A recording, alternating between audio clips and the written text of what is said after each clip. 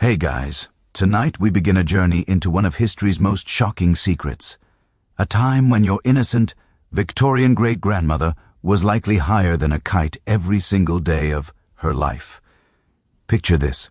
It's 1885 and Mrs. Zelena Hartford steps into her elegant Boston parlor, reaches for her morning medicine cabinet, and consumes more cocaine before breakfast than most people see in a lifetime. But here's the twist. She has no idea she's doing it. None of them did. Welcome to the era when an entire generation of women became accidental drug addicts, all while maintaining perfect posture and impeccable manners. Before we dive deeper into this incredible story, I'd love for you to join our growing community of history lovers. If you're enjoying this journey through time, hit that subscribe button and give this video a like. It really helps us share these forgotten stories with more curious minds like yours. And I'm genuinely curious.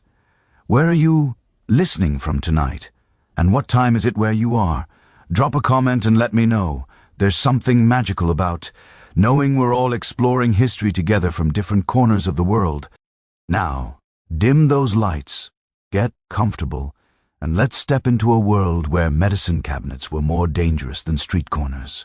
The year was 1880, and if you walked into any respectable American home, you'd find something that would absolutely shock you today. Every medicine cabinet, every kitchen pantry, every lady's vanity table was stocked with enough narcotics to supply a modern-day cartel. But this wasn't some underground drug operation. This was perfectly legal, doctor recommended, and considered the height of civilized living. Let me paint you a picture of Margaret Whitmore's morning routine in Philadelphia, 1883.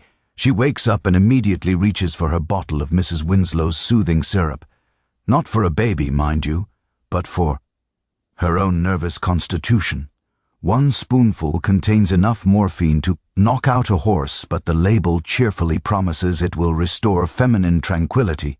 Next, she applies her complexion cream laced with cocaine to invigorate the skin and awaken natural beauty. She brushes her teeth with cocaine-infused tooth powder, advertised as essential for maintaining moral cleanliness and social acceptability. By 9 a.m., before she's even at breakfast, Margaret has consumed more controlled substances than most people encounter in their entire lives. And she's not alone. She's just following her doctor's orders and the social expectations of a proper Victorian lady. The statistics from this era are absolutely mind-boggling. A single bottle of popular children's cough syrup contained the equivalent of what we'd consider multiple doses of heroin today. Patent medicine sales in America reached $74 million annually by 1900. That's over $2.5 billion in today's money, all spent on products that were essentially liquid addiction in fancy bottles. But here's what makes this story even more incredible.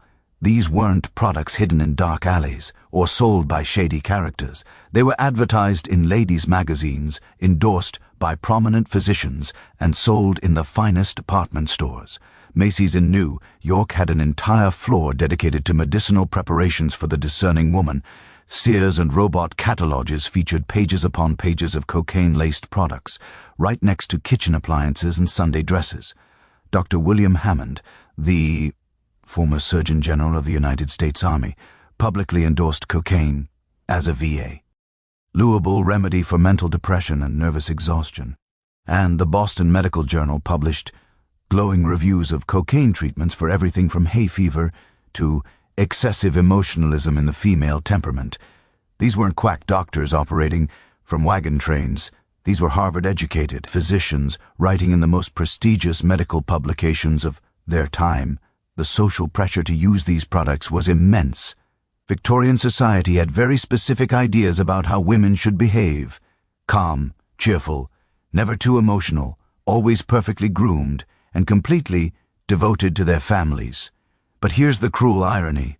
The very substances they used to achieve this impossible standard were making them increasingly erratic, dependent, and ultimately quite mad.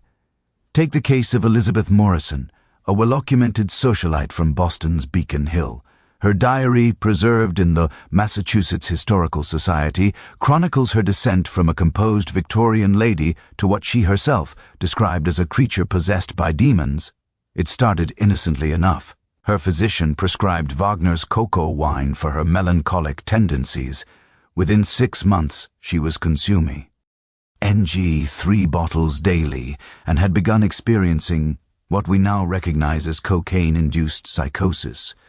But the most chilling part, her husband, her doctor, and her entire social circle attributed her increasingly erratic behavior to feminine hysteria and prescribed even stronger medications. The very people who should have helped her were unknowingly pushing her deeper into addiction. The pharmaceutical companies of the era were masterful marketers. They understood that Victorian women were trapped between impossible expectations and limited outlets for frustration. Advertisements didn't just sell medicine, they sold solutions to social problems. Tired of being tired? Try Dr. Peterson's Vigor Tonic. Struggling with domestic burdens? Madame Laurent's Nerve Karma will restore your natural cheerfulness. Feeling overwhelmed by modern life? Professor Williams' Lady's Friend contains everything you need to face your day with confidence. What they didn't mention was that Professor Williams' Lady's Friend contained enough cocaine to power a small locomotive. The dosages recommended were staggering. A typical nerve tonic contained between 1/8 to 1/4 grain of cocaine per fluid ounce, and the recommended dose was often 2 4 spoons, 3 times daily. To put this in perspective, modern medical cocaine use, when it's used at all, involves doses measured in milligs, not grains. These women were consuming therapeutic doses that would be considered massive, even by today's recreational standards. The geographic spread of this phenomenon was truly national, from the bustling cities of the Northeast to the frontier towns of the West, from plantation houses in the South to logging camps in the Pacific Northwest. Cocaine-laced medicines were as common as coffee and twice as popular. The United States Patent Office records show over 3,000 different patent medicines registered between 1875 and 1905, and an estimated 80% contained significant amounts of cocaine, morphine, alcohol, or combinations of all three. But perhaps most heartbreaking were the testimonials from women who genuinely believed these products were helping them. Letters to pharmaceutical companies preserved in various historical archives reveal the tragic cycle of addiction disguised as medical treatment. "Your wonderful tonic has given me the strength to manage my household duties with grace," wrote one woman, not realizing that her newfound strength was chemical dependence masquerading as feminine virtue. The social consequences rippled through every level of Victorian society. Dinner parties became inadvertent drug-fueled gatherings. Church socials turned into unconscious cocaine circles. Women's charitable organizations were unknowingly organized and run by groups of addicted volunteers who attributed their unusual energy and focus to moral superiority rather than chemical stimulation. What makes this historical moment so fascinating and terrifying is how normalized it all became. These weren't dramatic addiction stories in the traditional sense. There were no rock-bottom moments or obvious signs of substance abuse. Instead, it was a slow, society-wide descent into chemical dependency disguised as the pursuit of health, beauty, and social respectability. The medical establishment's role in this crisis cannot be overstated. Physicians of the ERA had limited understanding of addiction, virtually no knowledge of drug interactions, and enormous pressure to provide quick fixes for complex social and psychological problems. When a woman complained of depression, anxiety, or simple exhaustion from managing a household without modern conveniences, the easiest solution was a bottle of patent medicine that would make her feel better immediately, regardless of long-term consequences. As we sit here tonight, more than a century later, it's easy to judge the ignorance of the past. But remember, these were intelligent, well-meaning people making the best decisions they could with the information available to them. They trusted their doctors, followed social conventions, and genuinely believed they were taking care of their health and their families. The parallels to our modern world are both obvious and unsettling. We live in an era of prescription opioids, anxiety medications, and an entire wellness industry built on the promise that there's a product for every problem. The packaging has changed, the regulations have improved, but the fundamental human desire for a simple solution to complex problems remains exactly the same. What happened next in this incredible story will absolutely amaze you. Because just as this chemical dependency was reaching its peak, some remarkable women began to notice that something wasn't quite right. Their journey from unconscious addiction to a wareen, SS, rebellion, and ultimately reform would reshape American society forever. But that transformation didn't happen overnight. And it certainly didn't happen without a fight. In our next chapter, we'll explore how the very pharmaceutical companies that created this crisis became some of the most powerful and manipulative forces in American business history, and how their marketing tactics evolved from simple product promotion to sophisticated psychological manipulation that would make modern advertising executives weep with envy. Now imagine walking into the boardroom of Park Davidson Company, Inbra, Detroit, 1884. The mahogany table gleams under gaslight, and around it sits Sombra F., the most brilliant marketing minds of the Victorian era. But these aren't bar, Elling soap, or sewing machines. They're crafting campaigns to hook an entire generation of women on substances that would make modern drug dealers blush. Hat they created wasn't just advertising, it was the blueprint for America's first corporate-sponsored addiction epidemic. The pharmaceutical industry of the 1880s as operating in what we might call a regulatory Wild West. There were no FDA approvals, no ingredient labeling requirement, NTS, no clinical trials, and absolutely no oversight of marketing claims. Into this vacuum stepped companies that would make today's most aggressive marketers look like amateurs. They didn't just sell products. They manufactured demand for solutions to problems they themselves invented, considered the genius, and I use that term with deep irony, of Dr. Kilmer's Swamp Root campaign. The Kilmer Company didn't just advertise their cocaine-laced kidney remedy. They first launched a massive public education campaign about kidney weakness, a condition that supposedly affected 75% of all American women. Suddenly, perfectly healthy women were diagnosing themselves with symptoms they'd never noticed before. Occasional fatigue, mild back pain, or simple moodiness became signs of this newly discovered epidemic. The numbers behind these campaigns were staggering. By 1895, patent medicine companies were spending more on advertising than any other industry in America, over $40 million annually, equivalent to roughly $1.4 billion today. But here's what makes it even more remarkable.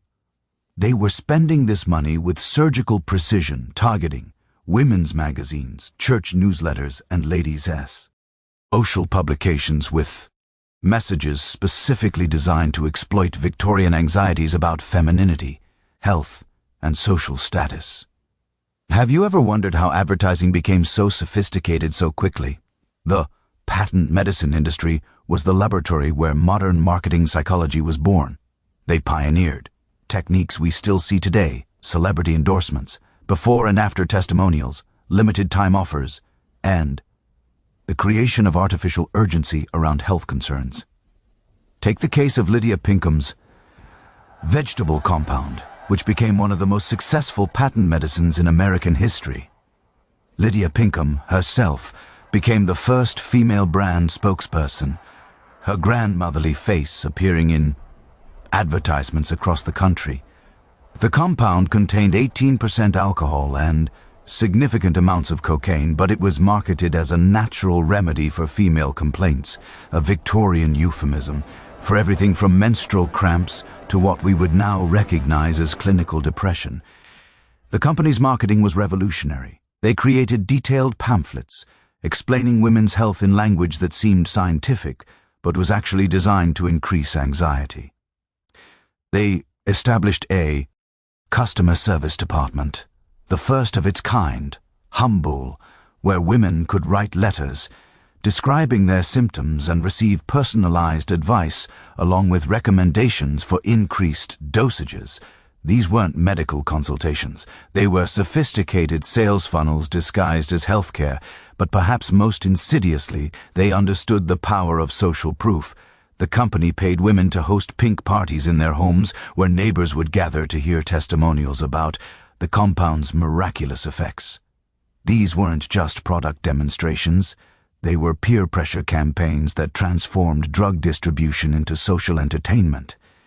Imagine your book club, but everyone's gradually becoming addicted to cocaine-laced tonics and attributing their newfound energy to moral improvement.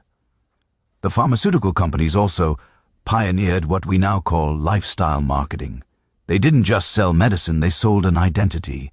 A woman who used a Pierce's favorite prescription wasn't just treating her nerves. She was embracing modern, scientific womanhood. Someone who relied on Hosteta's celebrated stomach PTRs wasn't just managing digestion. She was demonstrating her commitment to progressive American values.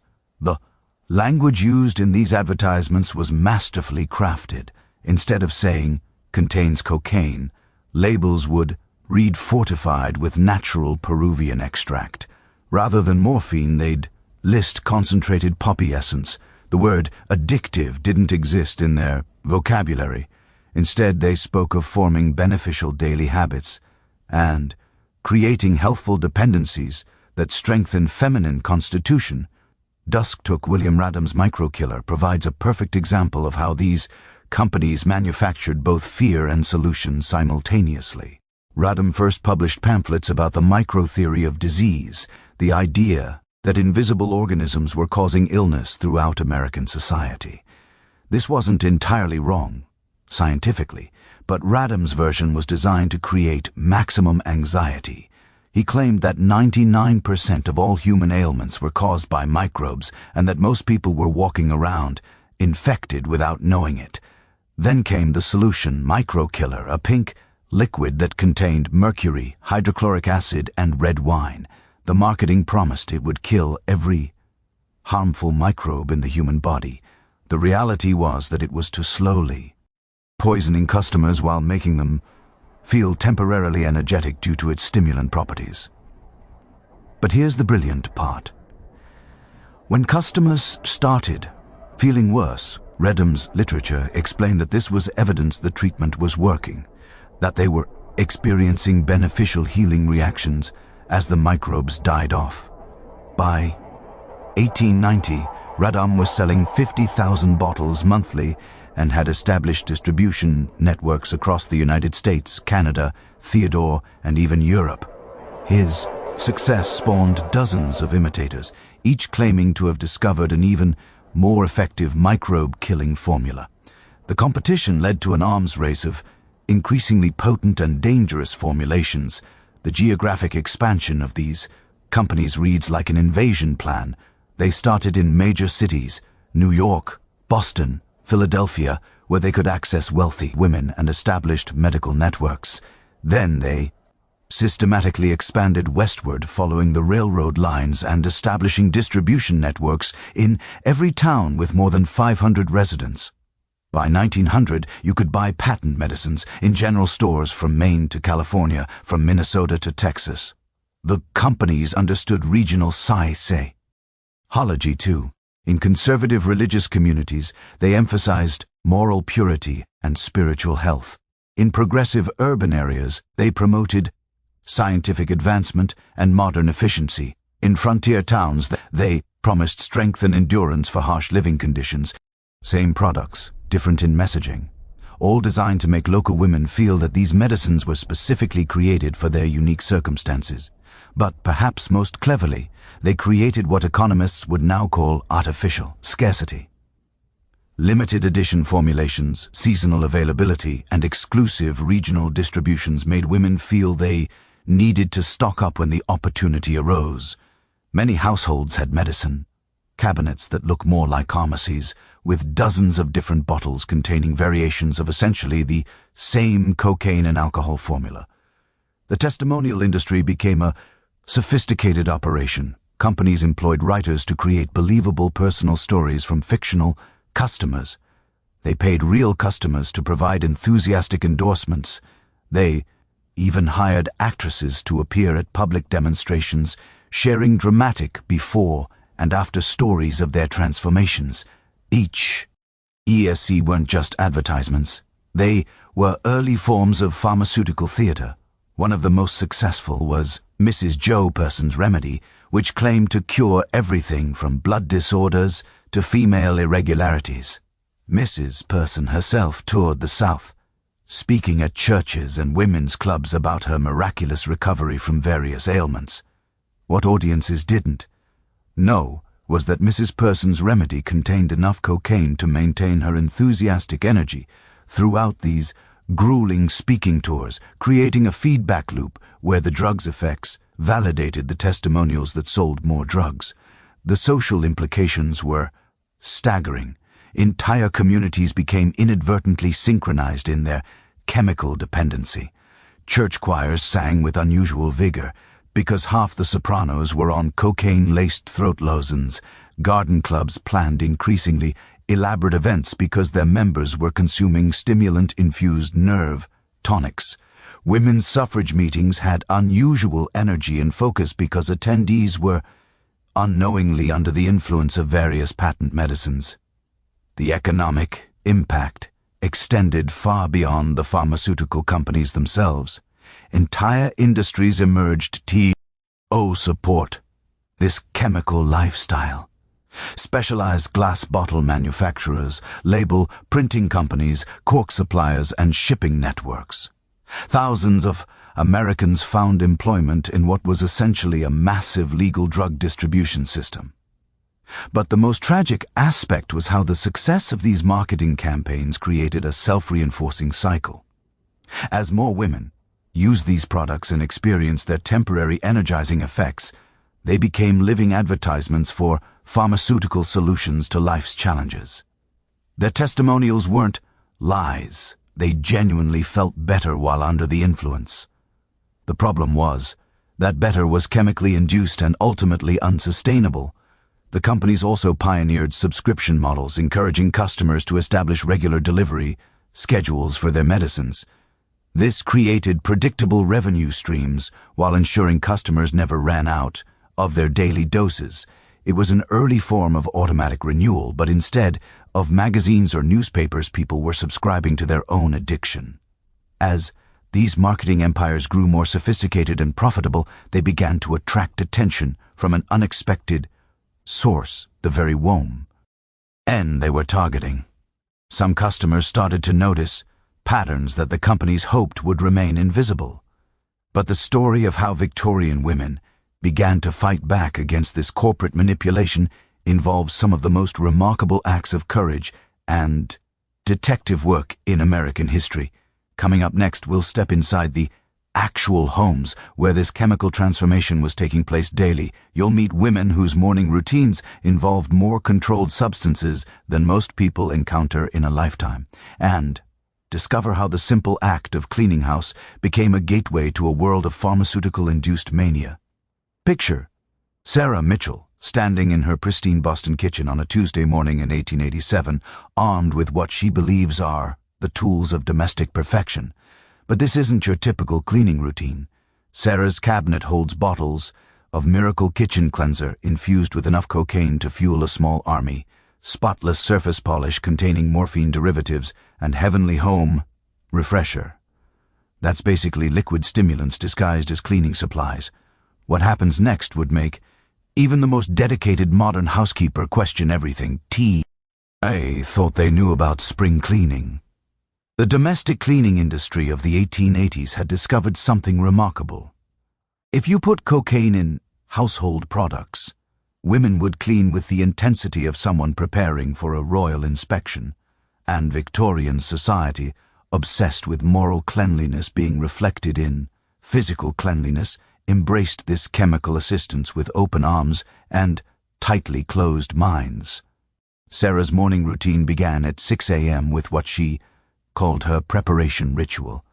First, she'd take a generous swig of Dr. Hamilton's Housewife's Helper, marketed as a digestive aid for busy women, but actually containing a cocaine concentration that would make modern emergency room doctors panic. Within 15 minutes, Sarah felt energized, focused, and ready to tackle her domestic duties with what she described in her diary as supernatural vigor. But here's where the story gets truly wild. The cleaning products themselves were equally loaded with stimulants. Mrs. Beaton's all-purpose surface cleaner contained cocaine hydrochloride, marketed as a natural cleaning accelerant that invigorates both surfaces and spirits. The logic, according to the manufacturer's literature, was that cocaine would help women work faster while simultaneously absorbing through the skin to maintain their energy levels throughout the day. Think about that for a moment. Have you ever cleaned your house and felt unusually energetic afterward? These Victorian women were essentially getting high from their housework, but they attributed their manic cleaning sessions to moral superiority and proper feminine dedication. The Pennsylvania Historical Society preserves letters from dozens of women describing their cleaning experiences in terms that sound more like drug testimonials than housekeeping reports. "I find myself able to scrub for hours without fatigue," wrote Mary Henderson from Pittsburgh in 1888. "The floors shine with such brilliance, and I myself feel illuminated from within. I have reorganized every closet, polished every surface, and still feel capable of tackling the neighbor's home as well." What Mary didn't realize was that she was experiencing a textbook cocaine high while performing domestic labor. Her illumination from within was chemical, her endless energy was pharmaceutical, and her desire to clean the neighbor's house was a classic symptom of stimulant-induced CED hyperactivity. The product names alone tell an incredible story of marketing genius, meeting chemical ignorance. Vigor, our scrubbing compound promised, to transform tedious housework into invigorating exercise. Sparkling Solutions all-purpose cleaner claimed to brighten both your home and your disposition through natural botanical energizers. Efficient Ladies Cleaning Arsenal advertised itself as containing South American plant extracts that enhance both cleaning power and feminine vitality. Every single one of these products contained significant amounts of cocaine, often combined with alcohol, caffeine, and various other stimulants. Women weren't just cleaning their homes. They were essentially conducting chemistry experiments while under the influence of powerful drugs. The economic impact was staggering. By 1890, American households were spending an average of $47 annually on specialized cleaning products, equivalent to nearly what shanned in today's money. But families weren't just buying one or two products. They were purchasing entire arsenals of chemically enhanced cleaning supplies, each designed for specific tasks and containing different combinations of stimulants. The social pressure to maintain spotless homes using these products was immense. Victorian women competed over the cleanliness of their houses with the same intensity that modern families might compete over their children's academic achievements. But this competition was fueled by chemistry, not just determination. Consider the case of the Hartford Ladies' Domestic Excellence Society, documented in the Connecticut Historical Society archives. This was a social club where women would gather weekly to discuss housekeeping techniques and share product recommendations. What they were actually doing was enabling each other's chemical dependency while disguising it as moral improvement. Meeting minutes from 1889 in described scenes that sound more like drug user support groups than ladies' tea parties. Mrs. Woodbridge shared her discovery of applying Dr. Morrison's surface energizer twice daily rather than the recommended once, resulting in floors so pristine they seemed to glow with inner light. Miss Patterson demonstrated her technique of combining 3 different cleaning tonics, achieving results that left the entire room sparkling and herself feeling capable of conquering any domestic challenge. These women were essentially comparing drug cocktail recipes while believing they were sharing housekeeping tips. The physical toll was enormous, though rarely recognized for what it actually was. Victorian medical journals from the period document a mysterious epidemic of what they called housewives trembling, women experiencing handshakes, rapid heartbeats, and episodes of what they termed cleaning frenzy. Dr. James Morrison's 1891 paper in the Boston Medical Review describes patients who would clean obsessively for 8 to 10 hours straight, then collapse in exhaustion only to repeat the cycle the next day. What Dr. Morrison was actually documenting was cocaine withdrawal and dependency, but neither he nor his patients understood the connection between their cleaning products and their symptoms. Instead, these episodes were attributed to excessive moral dedication or an overabundance of feminine virtue, expressing itself through domestic perfection. The children in these households were inadvertently caught up in this chemical cleaning culture. Kids playing in freshly cleaned rooms were exposed to cocaine residue on every surface. Many developed what parents proudly called HELP, UL energy. Children who would spontaneously organize toy boxes, dust, furniture, or engage in other cleaning activities with unusual intensity and focus. In reality, these children were experiencing contact highs from the cocaine-infused cleaning products their mothers used throughout the house. Pediatric medical records from the era show unusual patterns of hyperactivity, sleeping problems, and what doctors called precocious domestic interests among children in wealthy households that could afford the latest cleaning products. The geographic spread of this phenomenon followed economic lines precisely. Wealthy neighborhoods in major cities saw the highest concentrations of chemically enhanced cleaning product use. Department store records from New York's Upper Fifth Avenue show that affluent households were purchasing 3-4 times more cleaning products than middle-class families and paying premium prices for products with the highest cocaine content. But the middle class aspired to this chemical cleanliness too. Sears and Montgomery ward catalogs began featuring starter sets of cleaning products specifically marketed to families seeking to elevate their domestic standards. Teach ESE sets typically included 6 to 8 different products, each containing different stimulant combinations, allowing families to create their own customized cleaning chemistry. The time management aspect was revolutionary for its era. Victorian women using these products could accomplish in 4 or 5 hours what would normally take an entire day of cleaning. But rather than gaining leisure time, most used their chemical efficiency to raise their cleaning standards to impossible levels. Baseboards weren't just cleaned, they were polished to mirror brightness. Windows weren't just washed, they were made so transparent they seemed to disappear. Floors weren't just swept and mopped, they were scrubbed, polished, and buffed until they reflected ceiling fixtures with a crystalline clarity. The industry responded to this escalation by creating increasingly potent formulations.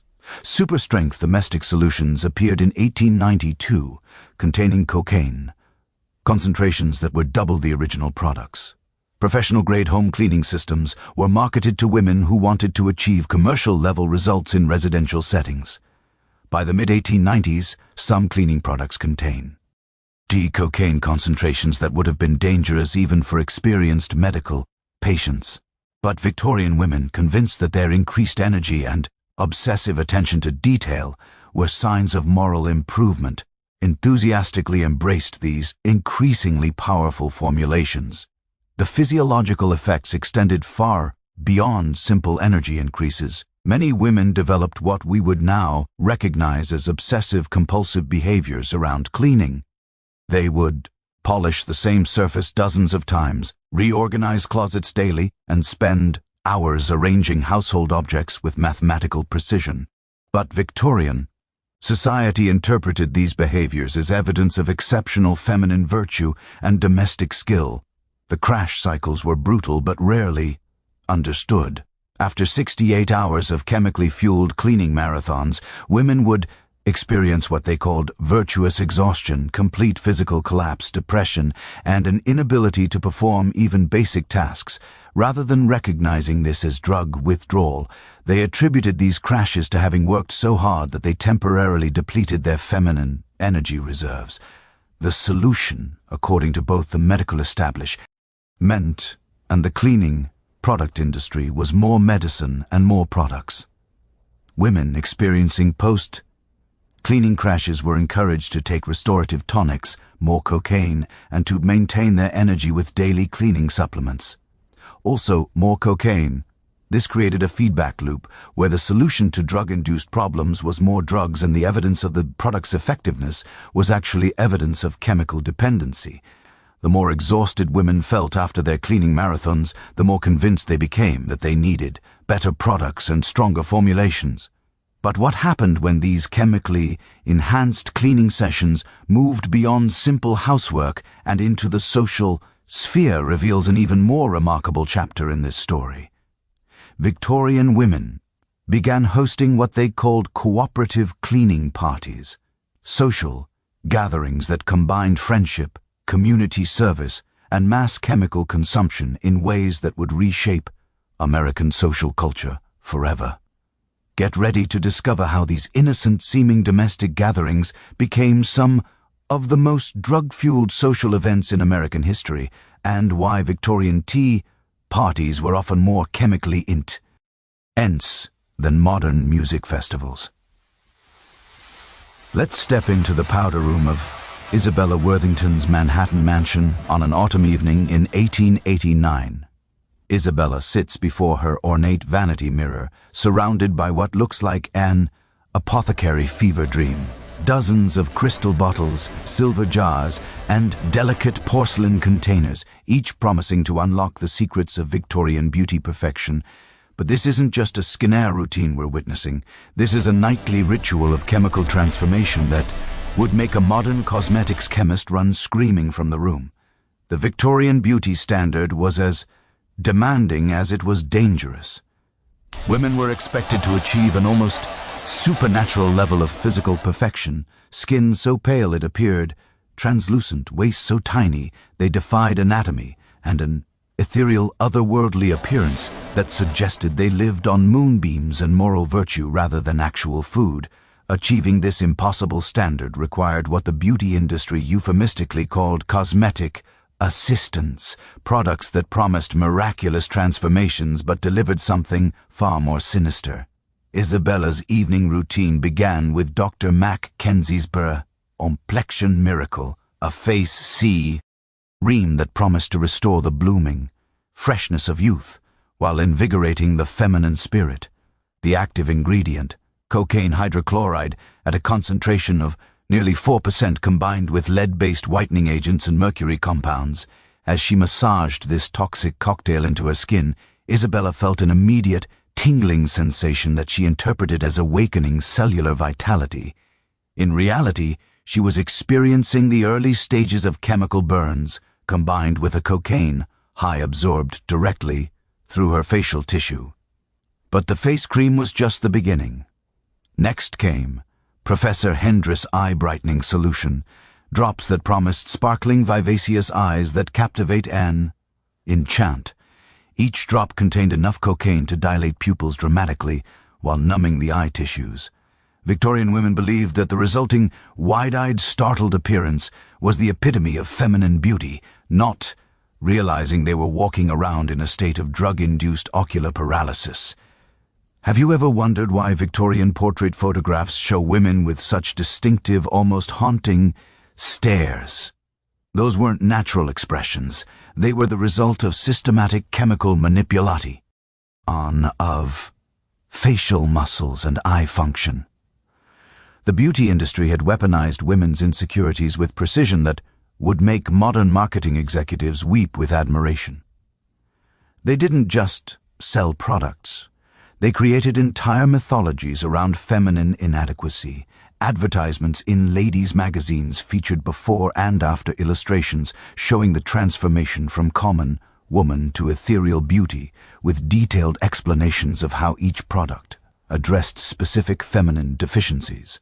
Madame Roland's Skin Perfection System, widely advertised in Harper's Bazaar and Good Day's Ladies' Book, promised to address what they called the 7 deadly sins of female appearance: sallow complexion, visible pores, facial hair, age spots, wrinkles, dullness, and, worst of all, excessive vitality, meaning any sign that a woman was actually alive and healthy rather than otherworldly and fragile.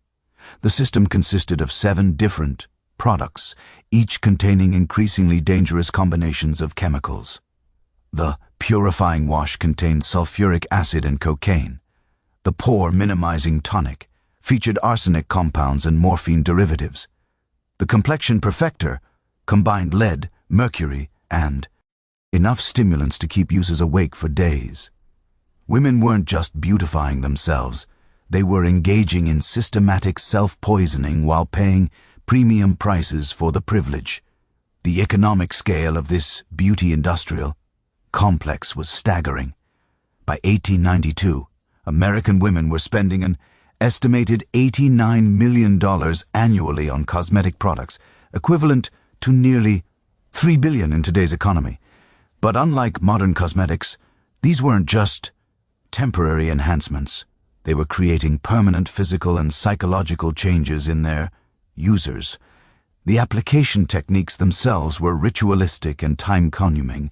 Victorian beauty manuals recommended that women spend 2 to 3 hours daily on their cosmetic routines, applying products in specific sequences with precise timing intervals. The Countess of Pemberton's Guide to Aristocratic Beauty, published in 1888, included detailed instructions for what it called the complete transformation protocol. This protocol began at 4 a.m. with the application of overnight skin renewal compounds, products containing such high concentrations of active chemicals that they literally burned away the top layers of facial skin while users slept.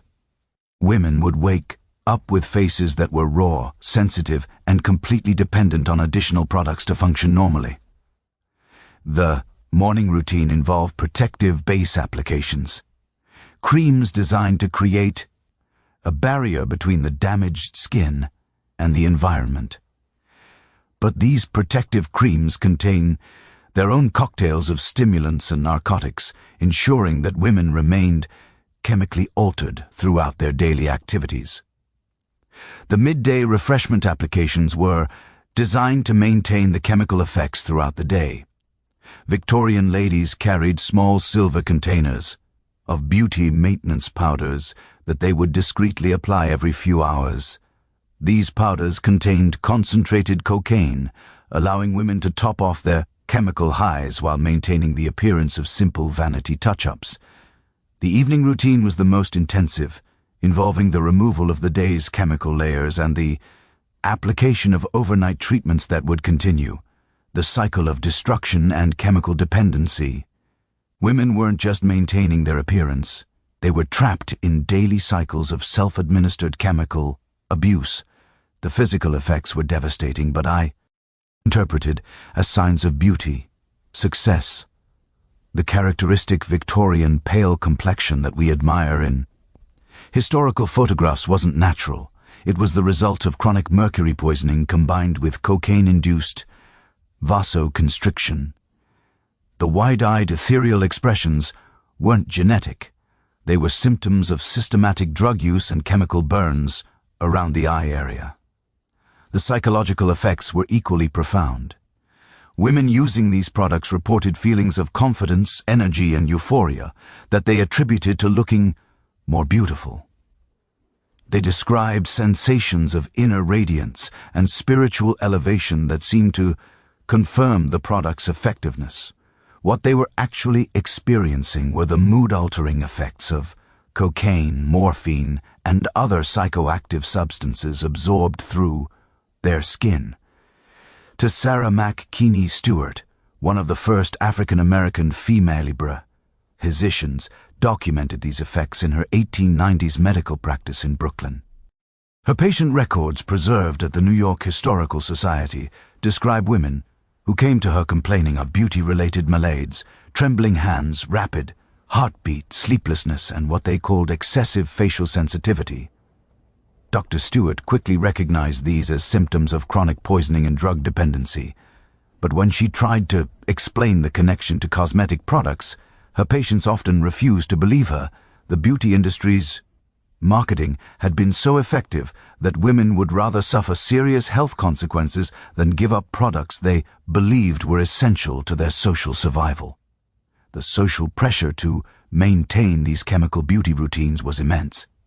Victorian women competed over complexion perfection with the same intensity that modern social media influencers compete over follower counts. But this competition was literally toxic, with women constantly escalating their product use to maintain their advantage in the beauty arms race. Ladies' magazines published detailed reviews of cosmetic products that read more like drug comparisons than beauty advice. The 1891 issue of Peterson's magazine included a feature called Comparative Analysis of Complexion Enhancement Systems that evaluated products based on their immediate transformative power, sustained beautification effects, and spiritual elevation properties. All euphemisms for how high the cocaine content was and how quickly it took effect. The beauty salon industry emerged as sophisticated drug distribution networks, disguised as luxury services. High-end establishments like Madame Zelda's Beauty Temple in Manhattan offered complete feminine transformation experiences. Dayong sessions, where wealthy women would submit to intensive chemical treatments administered by trained professionals. These salons were essentially medical facilities operating without oversight, where women underwent procedures that would be considered dangerous even in modern cosmetic surgery practices. Facial peels using concentrated acids, cocaine injections for lip enhancement, and mercury-based treatments for skin lightening were standard services offered alongside tea and conversation. The international scope of this beauty chemical complex was remarkable.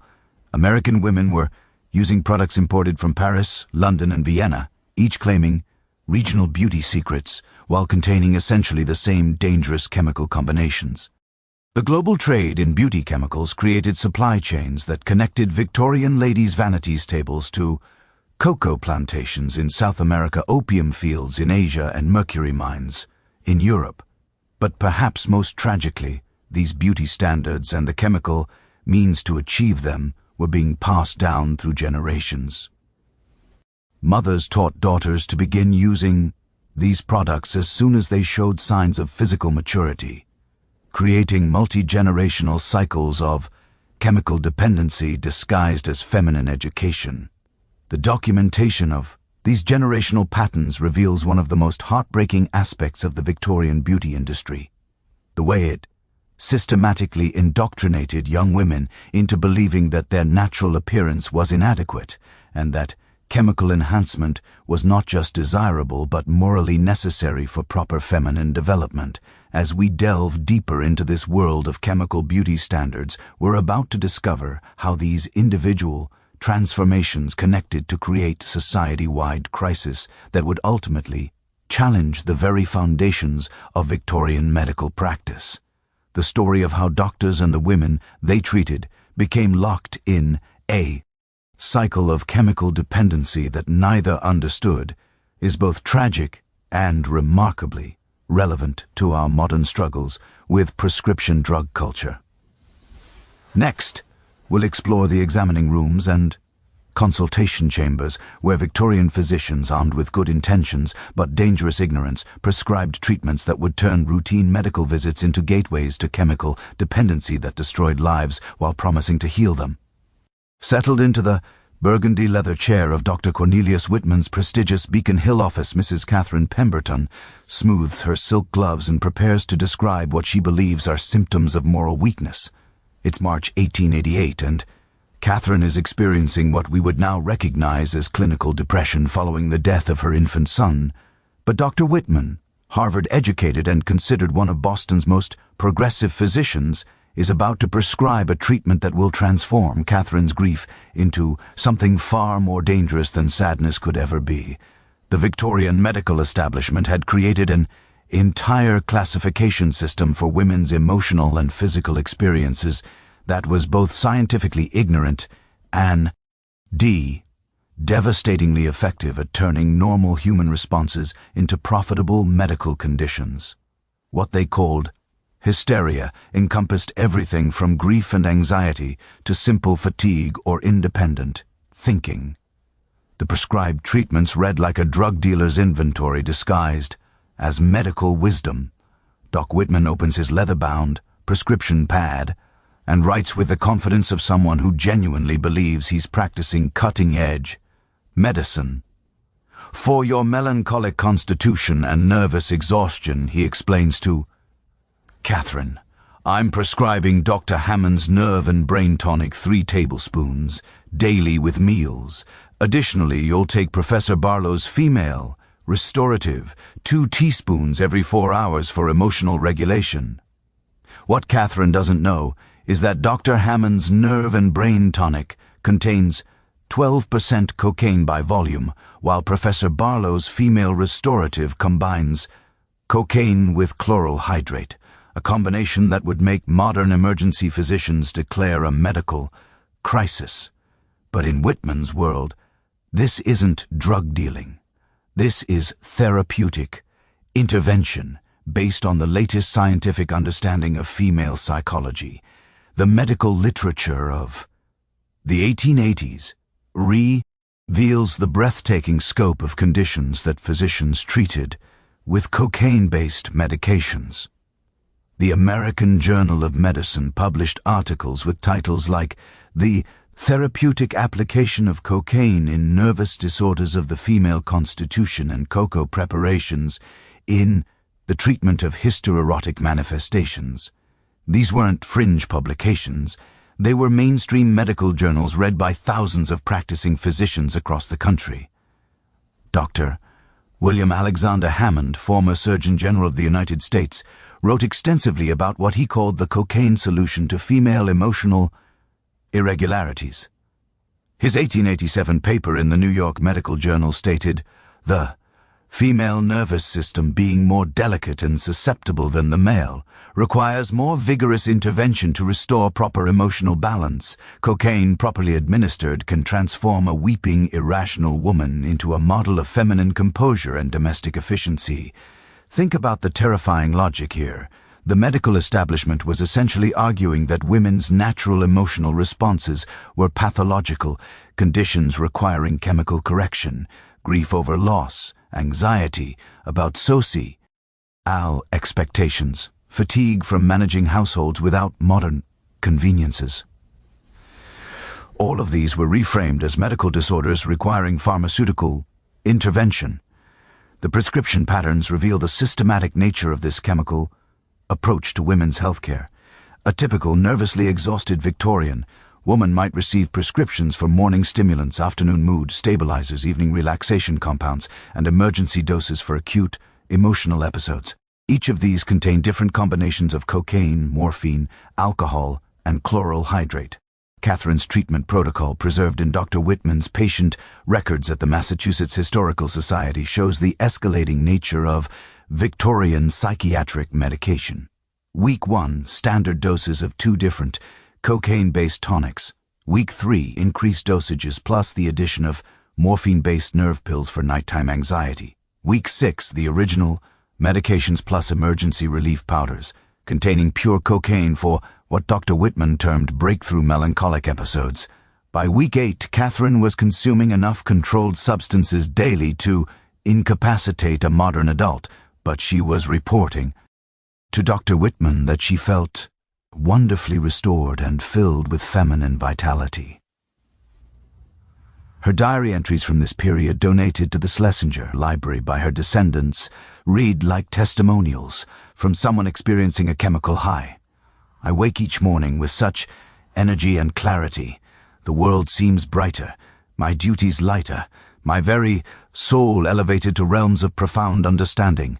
What Catherine was actually experiencing was chronic cocaine and morphine intoxication, but both she and Dr. Whitman interpreted her chemical euphoria as evidence of successful medical treatment. The cycle of addiction was being established and reinforced by professional medical authority. The economic relationship between physicians and pharmaceutical companies was openly collaborative in ways that would trigger massive scandals today. Drug companies regularly sent free samples to doctors, sponsored medical conferences, and even paid physicians to write testimonial letters about their product's effectiveness. Dr. Whitman's personal correspondence, preserved in his estate papers, includes dozens of letters from pharmaceutical representatives offering financial incentives for prescribing specific cocaine-based medications to female patients. One particularly revealing letter from Five Park Davis Company, dated September 1888, offers Dr. Whitman a $500 annual consulting fee equivalent to nearly $17,000 today, in exchange for prescribing their female nervous system correction kit to at least 50 patients per year. The kit contained 6 different cocaine-based medications designed to be used in sequence throughout a woman's monthly cycle. But the most disturbing aspect of this medical pharmaceutical complex was how it created self-perpetuating cycles of chemical dependency while presenting itself as moral health care. Women who experienced withdrawal symptoms when they missed doses were told they were suffering from recurring nervous weakness that required increased medication. Those who developed tolerance and needed higher doses were diagnosed with progressive female nervous disorders requiring more intensive pharmaceutical intervention. The diagnostic categories themselves were masterpieces of circular logic designed to trap women in chemical dependency while making them grateful for their imprisonment. Chronic feminine melancholy required long-term stimulant therapy. Recurring emotional instability needed continuous, mood-altering medication. Domestic nervous exhaustion demanded energy-enhancing pharmaceutical support. Dr. Mary Putnam Jacobi, one of the few female physicians of the era and a graduate of the Paris School of Medicine, began documenting the patterns she observed in her New York practice. Her 1891 paper, Observations on the Physical and Mental Effects of Patent Medicines on Female Patients, was one of the first medical publications to question the widespread use of cocaine-based treatments for women. Dr. Jacobi wrote, "I have observed in my female patients a concerning pattern of symptoms that appear to correlate with their use of popular nerve tonics and emotional regulation medications. These include rapid pulse, dilated pupils, excessive energy followed by periods of exhaustion, and what patients describe as intense craving for their medications. Most troubling, patients who attempt to discontinue these treatments experience severe physical and emotional distress that physicians then interpret as evidence that the medications are necessary." Her observations were largely dismissed by her male colleagues, who attribute her concerns to male emotional volatility and suggested she might benefit from nerve tonic treatment. Herself, the medical establishment's response to Dr. Jacobs' warnings reveals how deeply invested they were in maintaining the pharmaceutical approach to women's health care. The training of physicians during this era included virtually no education about drug dependency or the physiological effects of long-term stimulant use. Medical schools taught that cocaine was a safe, effective treatment for various conditions with no mention of addiction potential or withdrawal symptoms. Young doctors entered practice genuinely believing they were helping their female patients while actually creating chemical dependency on an industrial scale. The patient case files from major urban medical practices of the 1880s and 1890s read like documentation of a massive, uncontrolled drug experiment. Women were prescribed cocaine-based medications for conditions ranging from headaches and menstrual cramps to grief, anxiety, and what physicians called excessive intellectual activity, meaning women who read too much or expressed opinions too freely. The social class dynamics of this medical drug distribution system were particularly insidious. Wealthy women received more expensive, higher-quality cocaine preparations prescribed by prestigious physicians in elegant offices. Middle-class women got standard pharmaceutical cocaine from neighborhood doctors. Poor women were often denied access to these medications entirely, ironically protecting them from chemical dependency while excluding them from what society considered proper medical care. The geographic spread of cocaine-based medical practice followed the same patterns as other Victorian cultural phenomena, starting in major eastern cities and spreading westward along railroad lines and communication networks. By 1890, physicians in small towns across America were prescribing cocaine-based treatments for female patients. Having learned these techniques through medical journals and professional conferences dominated by East Coast pharmaceutical interests, the documentation from rural medical practices shows how thoroughly this approach had penetrated American healthcare. Dr. Samuel Morrison's practice records from a small Iowa farming community show that by 1892, nearly 40% of his female patients were receiving some form of cocaine-based medication, often for conditions that would be considered normal responses to the physical and emotional challenges of frontier life. But perhaps most tragic were the cases where legitimate medical conditions were masked or worsened by cocaine treatment. Women suffering from thyroid disorders, early diabetes, or other serious medical conditions received cocaine for their symptoms, temporarily feeling better due to the drug stimulant effects while their underlying conditions progressed untreated. The correspondence between physicians and pharmaceutical companies during this period reveals the extent to which medical practice had become intertwined with chemical sales. Doctors were encouraged to view women's emotional and physical complaints through a pharmaceutical lens. Every symptom represented an opportunity for chemical intervention. Every patient was a potential long-term medication consumer. As this medical pharmaceutical complex grew more sophisticated and profitable, it began to attract attention from an unexpected source. The very women it was supposedly helping. Some patients began to notice connections between their medications and their symptoms that their physicians had missed or ignored entirely. But the women who started questioning this system faced a medical establishment that had enormous professional, financial, and cultural investment in maintaining cocaine-based treatment protocols. Their journeys from grateful patients to medical reformers would require courage. That went far beyond anything Victorian society expected from properly medicated ladies. In our next segment, we'll enter the nurseries and playrooms where this chemical medical culture was creating its youngest victims, children whose introduction to life included daily doses of substances that would fundamentally alter their development, while their parents celebrated the miracles of modern pediatric medicine.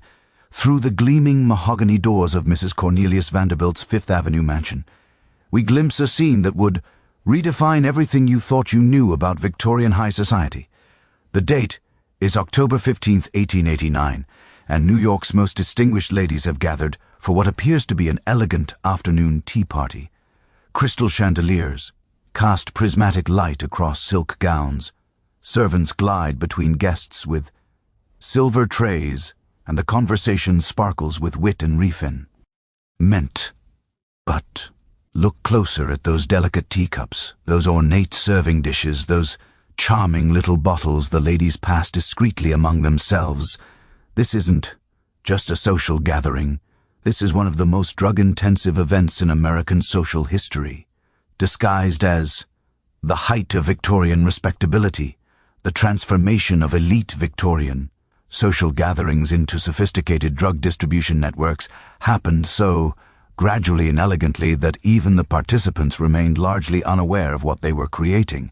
These weren't wild parties or underground gatherings. They were the most respectable social events of their era, hosted by women whose names appeared regularly in society pages and whose moral reputations were beyond question. Mrs. William Backhouse Astor Jr., the undisputed queen of New York society, pioneered what she called therapeutic, entertaining social events where the refreshments were carefully curated to enhance the guests' enjoyment while addressing their various health concerns. Her famous Monday receptions featured what she termed medicinal refreshments, teas infused with cocaine for nervous ladies, cordials containing morphine for those suffering from social fatigue, and delicate pastries enhanced with the various pharmaceutical preparations. The guest lists for these events read like a who's who of American elite society, but they also functioned as sophisticated customer databases for pharmaceutical consumption.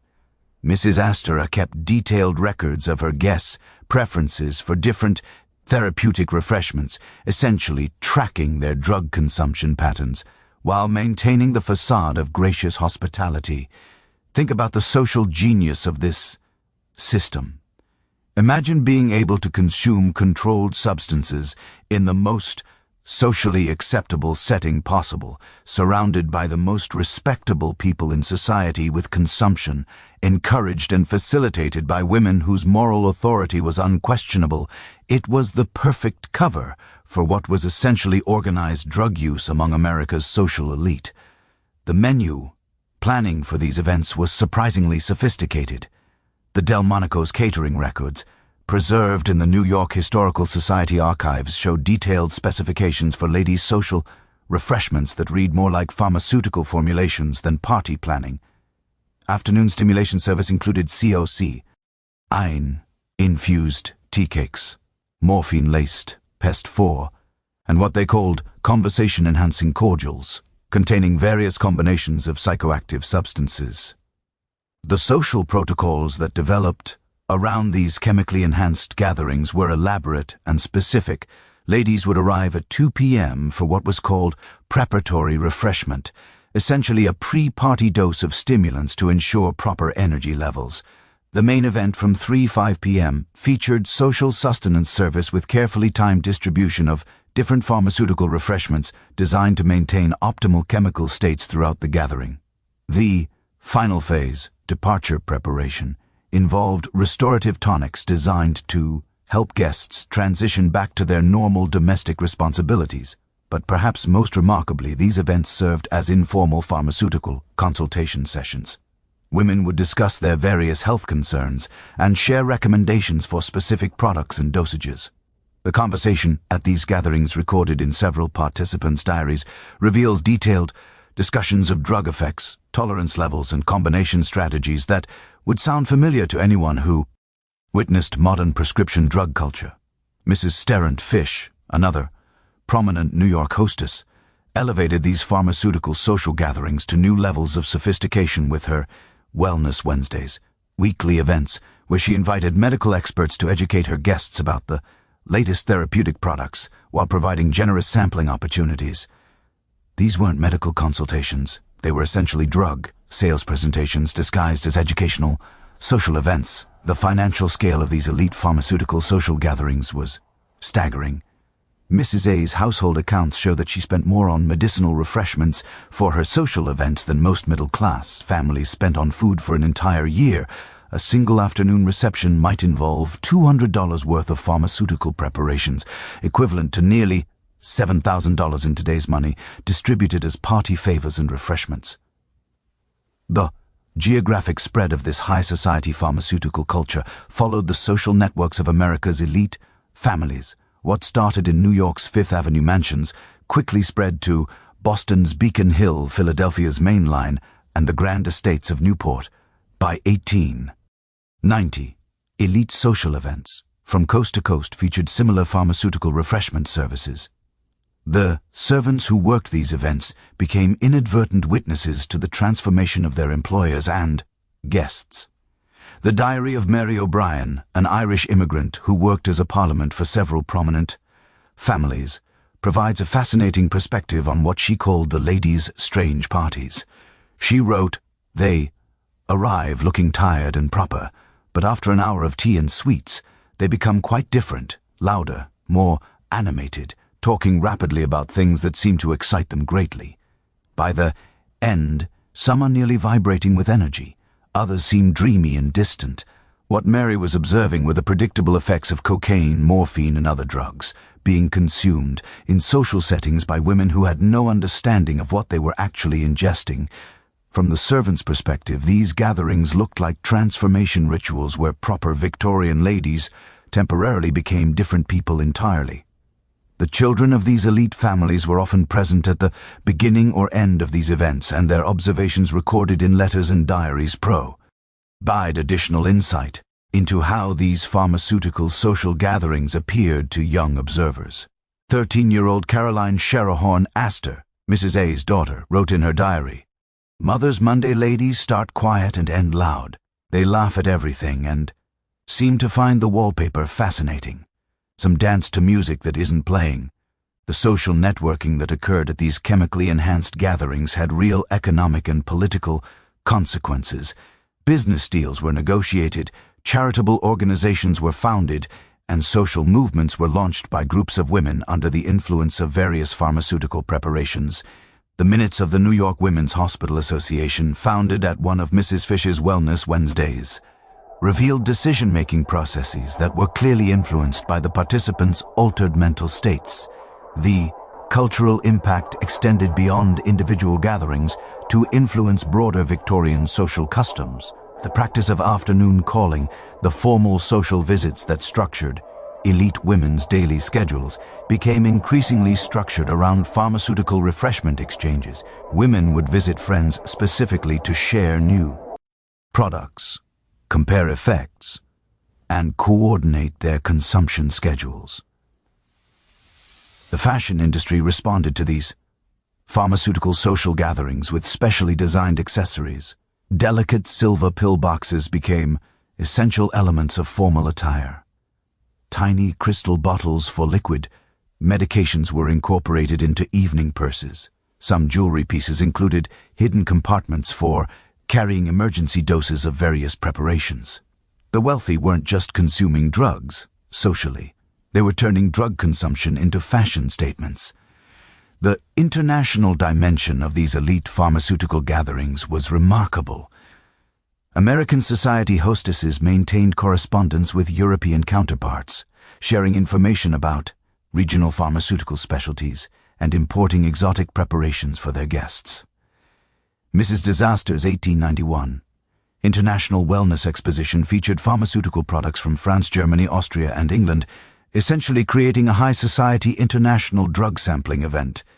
The documentation of these events in society pages and women's magazines required careful euphemistic language that concealed their true nature while celebrating their social importance. Harper's Bazaar regularly featured articles about innovative entertaining approaches and therapeutic social gatherings without ever directly acknowledging the pharmaceutical nature of these events. But the most significant long-term impact was how these elite pharmaceutical social gatherings normalized and legitimized drug consumption among America's most influential women. When society's moral arbiters were hosting and attending drug distribution events disguised as tea parties, it created cultural permission for pharmaceutical approaches to social and personal challenges throughout all the levels of American society. The influence of these women extended far beyond their immediate social circles. They served on charitable boards, influenced political movements, and shaped cultural trends. Their embrace of pharmaceutical solutions to life's challenges helped create the cultural foundation for America's modern relationship with prescription drugs and chemical wellness approaches. As these elite pharmaceutical social networks grew more sophisticated and influential, they began to intersect with other aspects of Victorian women's lives in ways that would have profound consequences for American society. The story of how these chemically enhanced social gatherings influenced the workplace experiences of Victorian women reveals another dimension of this pharmaceutical transformation of American culture. Our exploration continues into the factories, shops, and offices where Victorian working women discovered that the chemical solutions being celebrated in elite social circles had very different meanings when applied to the harsh realities of industrial labor and economic survival. The factory bell clangs at 5:30 a.m., and 22-year-old Rose Murphy stumbles through the gates of the Lawrence Textile Mill in Massachusetts, clutching a small brown bottle that she believes contains her salvation. It's January 1892, and Rose faces another 14-hour shift in conditions that would horrify modern labor inspectors. Deafening machinery, suffocating air thick with cotton, fibers, and supervisors who view workers as barely more valuable than the thread they produce. But Rose has discovered something that transforms this industrial nightmare into what she describes as bearable, almost pleasant work. That something is Dr. Pierce's golden Medical discovery, a cocaine LA. Said tonic that promises to energize the working woman and sustain her through life's most demanding labors. The intersection of Victorian pharmaceutical culture with industrial working conditions created one of the most exploitative chapters in American labor history, a time when employers discovered they could use women's chemical dependency to extract unprecedented levels of productivity, while workers believed they were simply taking medicine to help them cope with their jobs. Rose's morning routine before her shift reveals the systematic nature of this workplace pharmaceutical culture. At 5 a.m. she takes 2 tablespoons of her energy tonic. At 5:15 she applies what she calls her work cream, a cocaine-infused lotion that promises to strengthen the hands and focus the mind for detailed labor. By 5:25, as she approaches the factory gates, Rose feels energized, alert, and ready to operate dangerous machinery for the next 14 hours without break. But Rose isn't unique. Factory records from the Lawrence Mills, preserved in the American Textile History Museum, show that by 1893, nearly 60% of female workers were purchasing some form of workplace stimulant from the company store. Mill owners hadn't banned these substances. They'd embraced them as tools for maintaining productivity levels that would have been impossible without chemical assistance. The economics of this workplace pharmaceutical system were brutally simple. Female textile workers earned an average of $6 per week, but they were spending dull 50 cents of that on various stimulant preparations needed to maintain the pace of work required by their employers. The mill owners, recognizing a profitable opportunity, established on-site company stores that sold pharmaceutical products specifically marketed to industrial workers. Think about the perverse logic here. Women were essentially paying their employers for the privilege of chemically altering themselves to tolerate intolerable working conditions. The more dangerous and demanding the work became, the more pharmaceutical products the women needed to purchase to survive their shifts. The product marketing for workplace stimulants was specifically designed to exploit the desperation of working women. Dr. Hartman's Peruna advertised itself as the working woman's friend, providing energy and endurance for those who must labor to survive. Mrs. Pinka M's vegetable compound promised to strengthen the feminine constitution for the demands of industrial life. These weren't general health products. They were specifically formulated and marketed as workplace survival tools. The dosage recommendations for industrial workers were significantly higher than those suggested for middle-class women using the same products for nervous conditions. The working woman's version of popular tonics contained 2 to 3 times the cocaine concentration of the version sold to wealthy ladies for their parlor room ailments. The pharmaceutical industry had essentially created different drug formulations based on social class and workplace demands. Mill supervisors quickly learned to recognize the signs of workers who weren't adequately medicated. Women showing normal fatigue, reasonable caution around dangerous machinery, or reluctance to maintain inhuman production speeds were labeled lazy or unsuitable for industrial work. The solution wasn't better working conditions. It was a stronger medication. Sarah Bagley, a mill worker who later became a labor organizer, documented this pharmaceutical workplace culture in her letters to the Lowell Offering A.M. magazine written by and for factory women.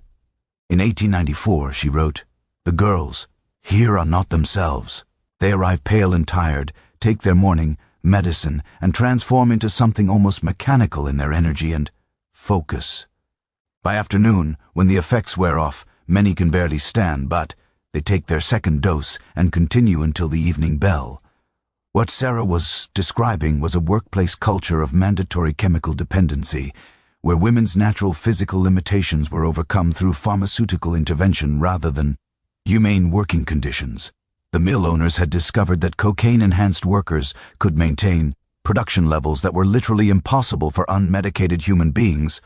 The health consequences were devastating but carefully concealed by both employers and the pharmaceutical industry.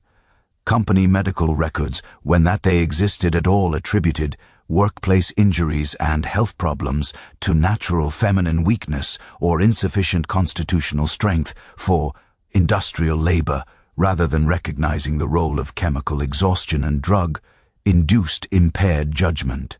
The variety of workplace stimulants available to industrial worker was remarkable. Morning preparations promised sustained energy for demanding labor. Midday tonics offered renewed strength without interrupting productivity. Evening compounds advertised recovery assistance for the industrious woman.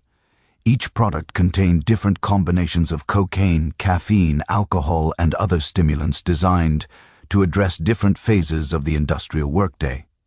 The most successful workplace pharmaceutical products were those that combined stimulant effects with pain relief.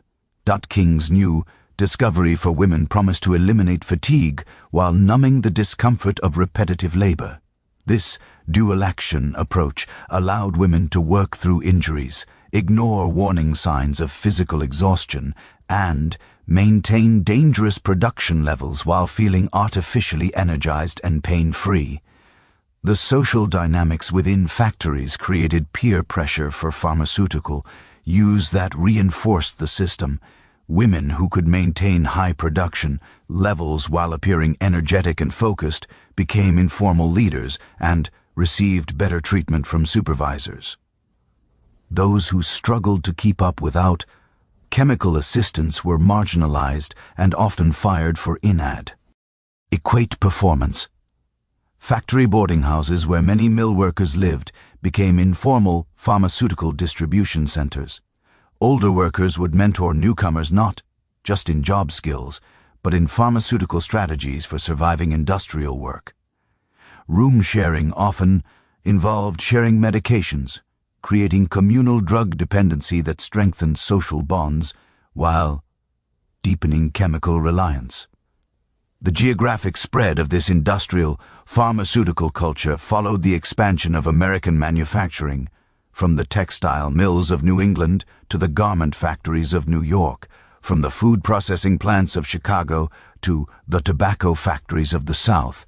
Wherever women worked in an industrial settings, pharmaceutical companies established targeted marketing campaigns for workplace stimulants.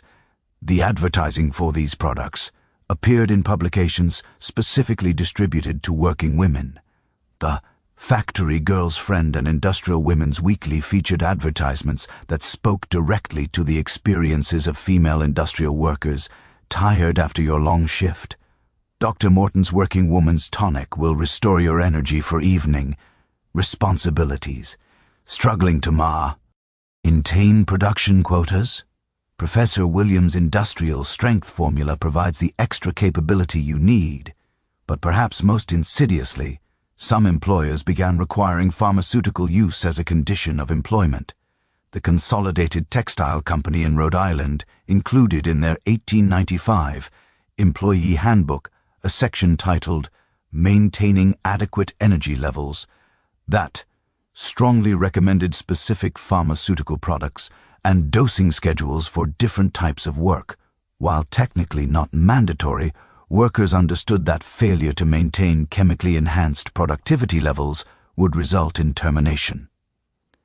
The intersection of this workplace pharmaceutical culture with worker safety created a perfect storm of industrial accidents. Women operating dangerous machinery while under the influence of stimulants that impaired judgment and reaction times were injured at rates that shocked even Victorian-era factory inspectors.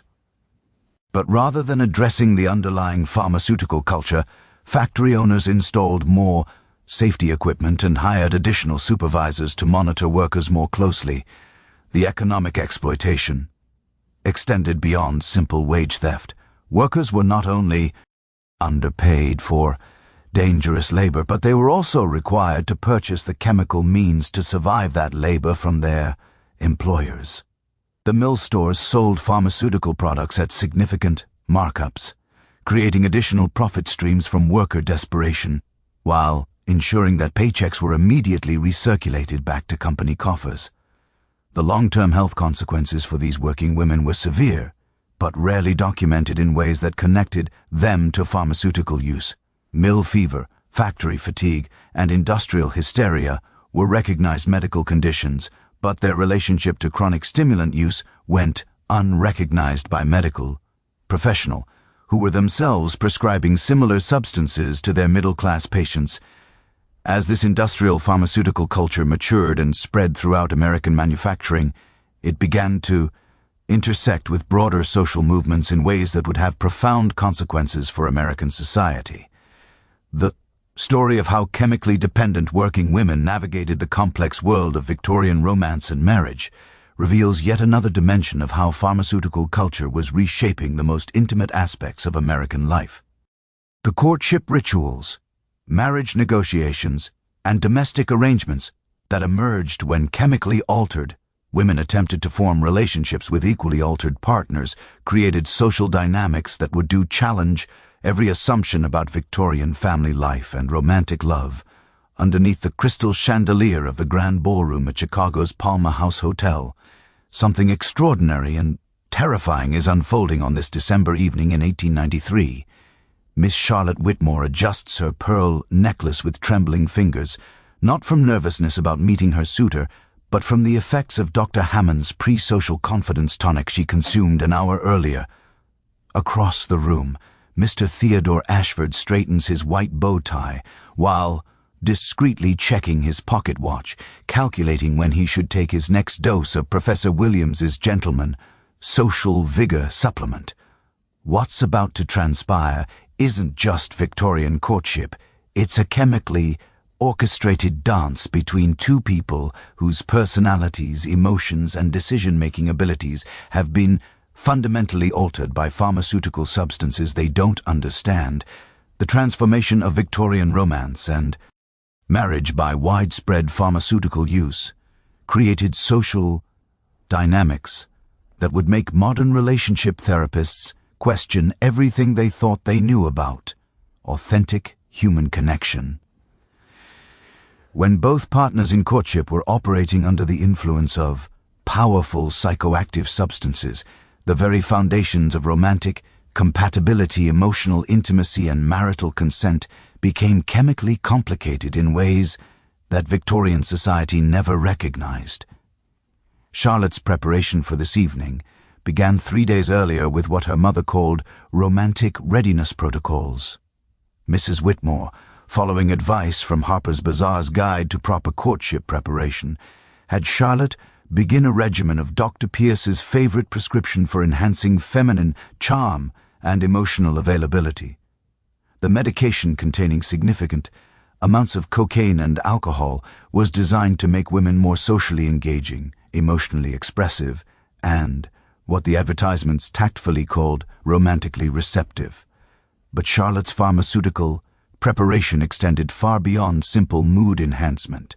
Her evening routine included Mackenzie's complexion beautifier, cocaine-based face cream, Professor H. Ree's eye brightening solution, cocaine drops for dilated pupils, and Madame Roland's confidence cologne, an alcohol and stimulant mixture applied to pulse points. By the time she arrived at the Palmer House, Charlotte wasn't just dressed for romance, she was chemically optimized for it. Theodore's preparation was equally sophisticated, but followed masculine pharmaceutical protocols. His morning began with Dr. Kilmer's male vitality tonic, designed to enhance masculine confidence and social dominance.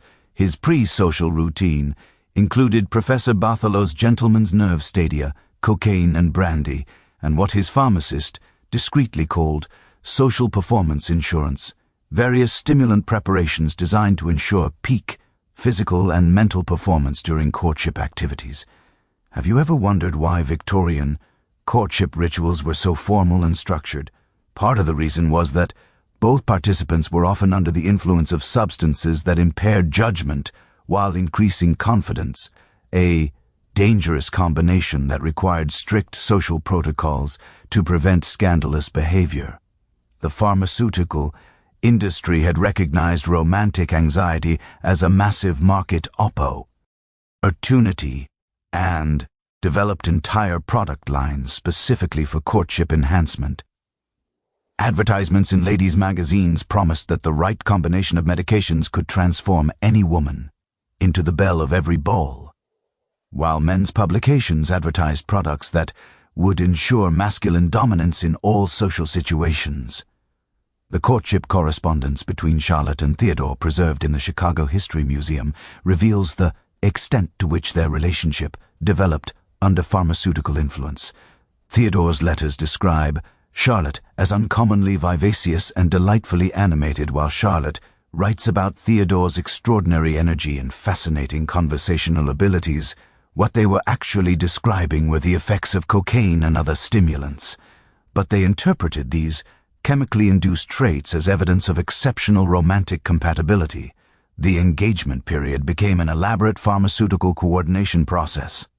Victorian etiquette books began, including sections on maintaining proper energy levels during the extended courtship activities. Young couples were advised to coordinate their medication schedules to ensure optimal compatibility during social events, family visits, and private conversations. The economic aspect of pharmaceutical courtship was significant. A proper Victorian gentleman was expected to provide his fiancée with wellness support during their engagement, essentially paying for her ongoing medication costs as a demonstration of his ability to provide for her needs. Theodore's financial records show that he spent £47 monthly on Charlotte's various tonics and treatments, equivalent to nearly 100 in today's money. But the most troubling aspect of this chemically mediated courtship culture was how it affected the fundamental question of romantic consent. When both partners were operating under the influence of mood-altering substances that increased confidence, while decreasing judgment, were they truly capable of making informed decisions about marriage and intimacy? The wedding industry adapted to accommodate couples whose relationships had developed under pharmaceutical influence. Wedding planning guides included detailed sections on maintaining romantic energy throughout extended celebration periods. Reception menus featured celebration, tonics designed to sustain the chemical states that had characterized the couple's courtship. Some wedding invitations even included discreet notations about the availability of refreshment assistance for guests who might need pharmaceutical support to enjoy the festivities appropriately. The marriage ceremony itself often involved pharmaceutical preparation rituals that went unrecognized by clergy and family members. Brides would take wedding day confidence tonics to manage anxiety and ensure appropriate emotional expression. Grooms consumed ceremony steadiness preparations to maintain composure during the formal proceedings. The couple exchanging vows were often chemically altered in ways that affected their mental state during one of the most important legal and emotional commitments of their lives. The honeymoon period created unique challenges for couples whose courtship had been sustained by pharmaceutical enhancement. Travel disrupted medication schedules. Unfamiliar environments made it difficult to maintain consistent dosing, and the stress of intimate cohabitation often revealed personality differences that had been masked by chemical alterations during courtship. The correspondence from newlywed couples during this era frequently describes what they called adjustment difficulties, that we would now recognize as the challenges of maintaining a relationship when both partners were experiencing changes in their pharmaceutical regimens. Theodore wrote to his brother 3 weeks after his honeymoon, "Charlotte seems quite different from the woman I courted. She is often tired, sometimes melancholy, and lacks the vivacious energy that so captivated me during our engagement." What Theodore was observing were the effects of Charlotte's disrupted medication schedule and possible withdrawal symptoms, but neither he nor she understood the connection between her changed demeanor and her pharmaceutical routine. Instead, they attributed these changes to the natural adjustments of married life and sought medical advice for what they perceived as Charlotte's declining health. The medical establishment's response to these marital adjustment disorders was predictably pharmaceutical. Doctors prescribed stronger medications, different combinations of drugs, and more frequent dosing schedules to help couples maintain the chemical states that had characterized their successful courtships, rather than recognizing that relationships built on pharmaceutical foundations might be inherently unstable. Physicians doubled down on chemical solutions to chemical problems. The domestic arrangements that emerged from these pharmaceutical marriages were unlike anything in previous human history. Couples coordinated their daily medication schedules to maintain compatibility. Household budgets included substantial line items for health maintenance. The ongoing pharmaceutical costs required to sustain their relationship. Evening routines involved mutual administration of various tonics and treatments, turning marriage into a kind of medical partnership. The children born to these pharmaceutical marriages grew up in households where chemical mood management was the norm. They learned to recognize their parents' medication schedules, understood that family harmony depended on proper pharmaceutical maintenance, and absorbed lessons about using chemicals to manage emotional and social challenges. These children were being raised by parents whose personalities and emotional responses were chemically mediated, creating generational impacts that would shape American family culture for decades. The social expectations around pharmaceutical marriage maintenance were enormous. Victorian wives were expected to manage not only their own medication regimens, but also to monitor and support their husband's pharmaceutical needs. Marriage advice columns regularly featured tips on helping your husband maintain his masculine vitality through proper therapeutic support and ensuring domestic harmony through coordinated wellness routines. The correspondence between married women during this era reveals informal networks of pharmaceutical marriage advice. Women shared information about medication combination that enhanced marital harmony, dosing strategies for managing domestic conflicts, and product recommendations for maintaining romantic interest over time. These weren't discussions about improving communication or emotional intimacy. They were essentially drug-sharing networks for married couples. The economic burden of maintaining pharmaceutical marriages was substantial. Middle-class families were spending 15 to 20% of their household income on various medications and treatments required to sustain the chemical states that had brought them together. Working-class couples who couldn't afford consistent pharmaceutical support often experienced what they called marriage difficulties that were actually withdrawal-related relationship problems. The divorce patterns of the era reveal interesting correlations with pharmaceutical access and usage. Couples who maintained consistent access to the medications that had sustained their courtship had lower divorce rates, but higher rates of what medical records describe as domestic nervous disorders, essentially the health consequences of long-term drug dependency. Couples who lost access to their medications due to financial constraints often experienced rapid relationship deterioration that was attributed to incompatible temperaments rather than chemical dependency. The legal implications were significant but rarely recognized. Marriage contracts were being entered into by parties whose judgment was impaired by substances they didn't understand. Domestic violence cases often involved partners whose behavior was altered by pharmaceutical preparations, but the legal system had no framework for understanding how chemical influences affected personal responsibility and criminal behavior. As these pharmaceutical marriages matured and their consequences became more apparent, some members of Victorian society began to recognize patterns that the medical establishment was ignoring or misinterpreting. The story of how some Victorian families began to connect their relationship difficulties to their chemical consumption reveals both the power of pharmaceutical marketing and the resilience of human wisdom when confronted with obvious contradictions.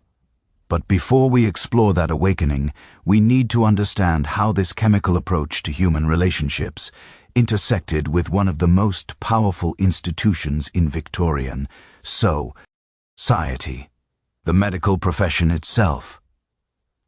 The story of how doctors became both the promoters and the victims of the pharmaceutical culture they had helped create reveals the tragic irony at the heart of Victorian drug culture. Coming up, we'll step inside the consulting rooms and private lives of the physicians who had become the primary distributors of chemical dependency while struggling with their own relationships to the substances they prescribed with such confidence.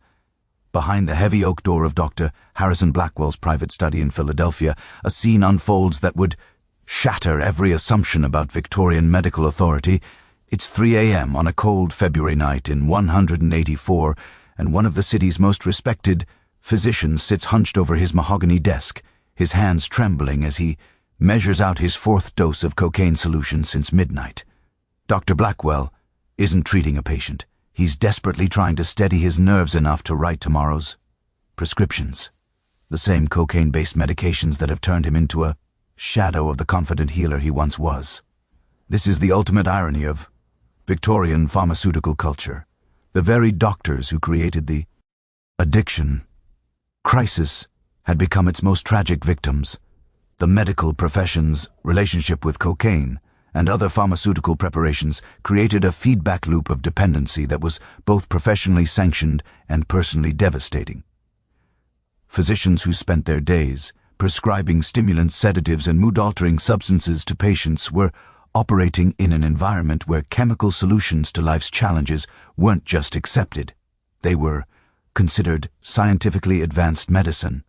Blackwell's descent into pharmaceutical dependency began innocently enough, following patterns that were common among his colleagues: the demanding schedule of a Victorian physician, SIS, house calls at all hours, complex surgical procedures without modern anesthesia, and the emotional burden of treating patients with limited medical options created stress levels that the era's pharmaceutical solution seemed perfectly designed to address. His morning routine had gradually evolved from simple coffee and breakfast to what he called his professional preparation protocol. At 6 a.m., de Blackwell would take what he termed a diagnostic clarity enhancer, cocaine dissolved in wine, to sharpen mental acuity for complex medical decision-making. At 7 a.m., he would apply what he called steady hand solution, a cocaine-based lotion rubbed into his palms and fingers to ensure surgical precision during delicate procedures. The American Medical Association's own publications during this era reveal the extent to which pharmaceutical self-medication had become normalized within the medical profession. The Journal of the American Medical Association regularly featured articles with titles like Maintaining Professional Excellence Through Therapeutic Self-Care and The Physician's Duty to Optimize Personal Performance Through Scientific Medicine. Dr. William Halsted, one of the founding fathers of modern surgery and the first chief of surgery at Johns Hopkins Hospital, became so dependent on cocaine that he eventually switched to morphine in an attempt to manage his addiction. His case, documented in medical archives, shows how even the most brilliant medical minds of the era could be destroyed by the substances they prescribed to others with complete confidence. Think about the terrifying implications here. The doctors who were determining appropriate dosages, diagnosing conditions, and making life or death medical decisions were themselves operating under the influence of the same substances they were prescribing to their patients. The blind were quite literally leading the blind, and both groups were walking toward a cliff. The medical culture of the era actively encouraged pharmaceutical experimentation among physicians. Medical schools taught that doctors should personally test new medications to better understand their effects on patients. This professional duty to experience drugs firsthand created a generation of physicians who became inadvertent test subjects for the pharmaceutical industry. Dr. Blackwell's personal medical journals, preserved in the College of Physicians of Philadelphia archives, document his gradual realization that his therapeutic self-care had become something much more dangerous. His entries from early 1893 describe using cocaine solutions for enhanced diagnostic intuition and sustained surgical stamina.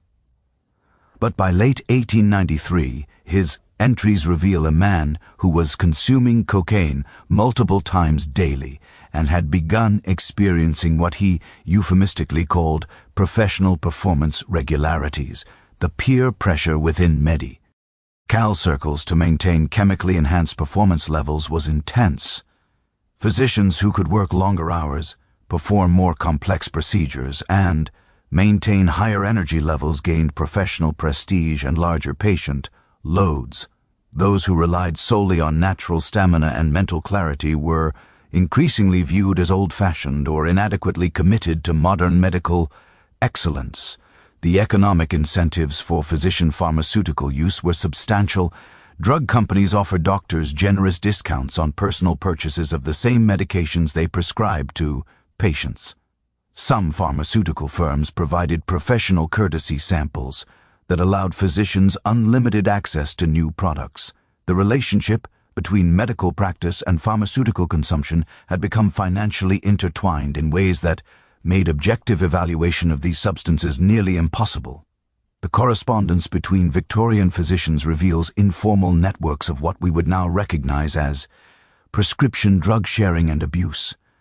Dr. Blackwell's letters to colleagues include coded discussions of professional enhancement strategies and therapeutic optimization techniques that were essentially sophisticated drug trading arrangements between medical professionals.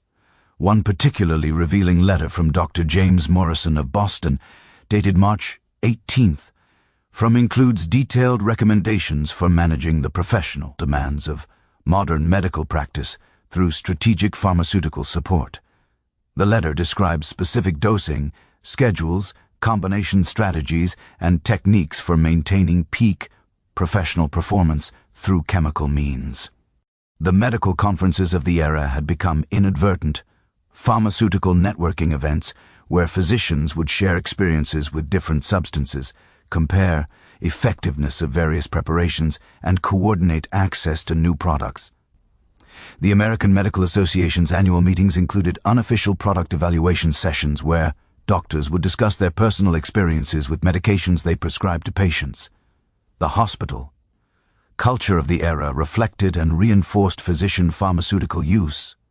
Operating rooms were equipped with surgeons' enhancement stations, cabinets containing various stimulant preparations designed to help physicians maintain focus during lengthy procedures.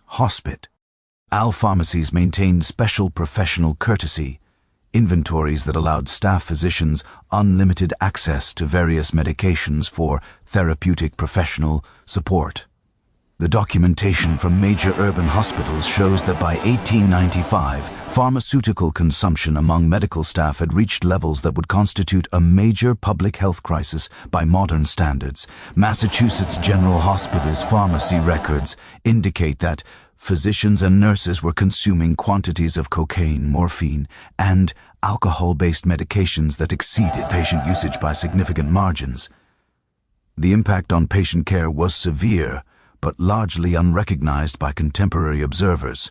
Physicians making medical decisions while under the influence of stimulants and sedatives were prone to both overconfidence in their diagnosis and impaired judgment regarding treatment protocols. The very people responsible for healing were operating with chemically altered decision-making capabilities. Dr. Mary Putnam Jacobi, one of the era's few female physicians, wrote extensively about what she observed in her male colleagues' behavior. Her 1895 paper concerning certain irregularities in professional conduct among urban physicians documented patterns of erratic decision-making, unusual prescription practices, and what she described as excessive professional confidence unsupported by clinical evidence. The financial toll of physician pharmaceutical dependency was enormous, but rarely discussed openly. Medical professionals were spending substantial portions of their income on drugs for personal use, while billing patients for the same substances. Blackwell's financial records show that he was spending nearly 30% of his professional income on what he categorized as professional development supplies, essentially his personal drug consumption. The family lives of these chemically dependent physicians were profoundly affected by their professional pharmaceutical culture. Medical families normalized chemical solutions to stress, fatigue, and emotional challenges, because the head of household was a medical authority who endorsed these approaches both professionally and personally. The children of physicians during this era grew up in households where pharmaceutical solutions to life's problems were not just accepted, but professionally validated. They learned to associate medical authority with chemical intervention and absorbed lessons about using substances to optimize performance and manage difficulties.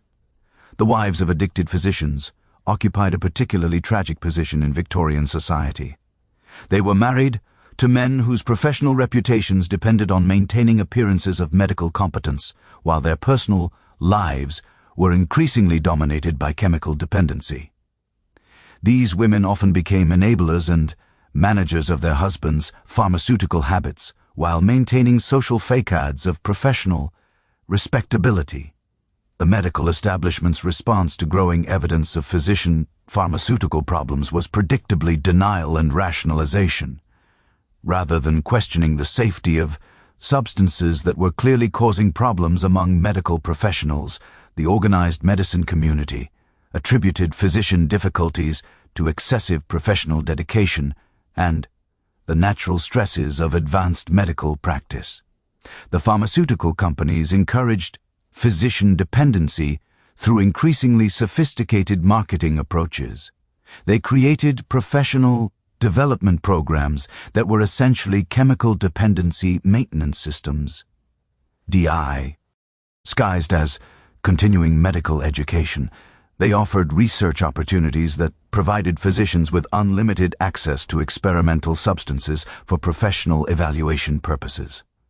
As the 1890s progressed, some physicians began to recognize the contradictions between their professional roles as healers and their personal relationships with the substances they prescribed. But challenging a system that had become so deeply embedded in medical culture would require more than individual recognition. It would require organized resistance from within the medical establishment itself. The story of how some Victorian physicians began to question and resist the pharmaceutical culture they had helped create reveals both the power of professional peer pressure and the courage required to challenge established medical orthodoxy when profits, careers, and social standing were all invested in maintaining the status quo.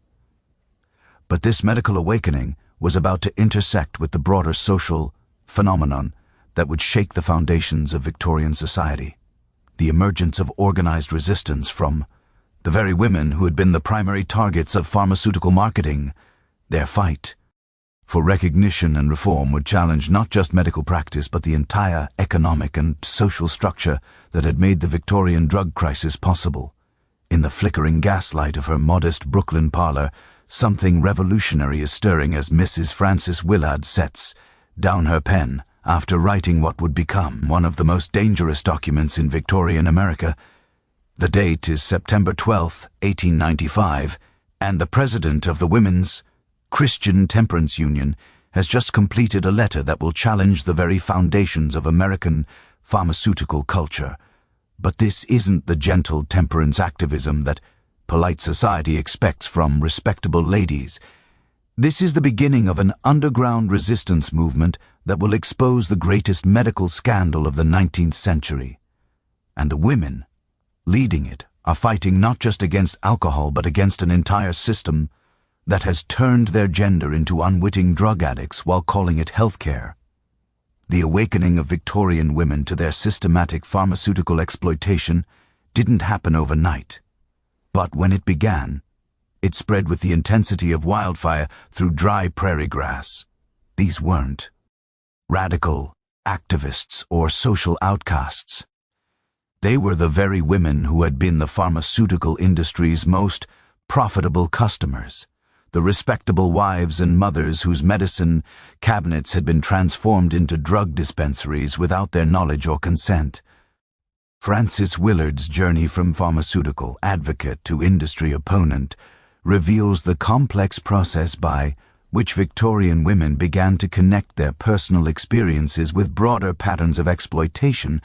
As president of the WCTU since 1879, Willard had initially supported the use of patent medicines as alternatives to alcohol, believing that cocaine-based tonics and morphine-laced syrups were morally superior to drinking.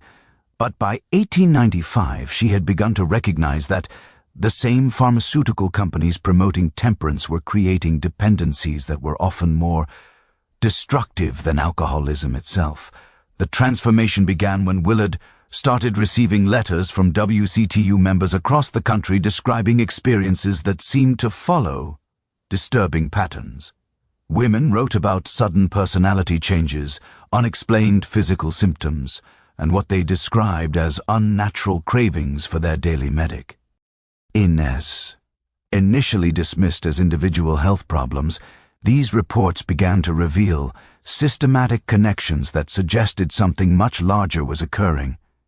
Mrs. Sarah Henderson of Clio, Ohio, wrote to Willard in March 1895, "I began taking Dr. Pierce's favorite prescription for my nerves 3 years ago on my physician's recommendation. Since then, I have required increasingly larger doses to achieve the same calming effect.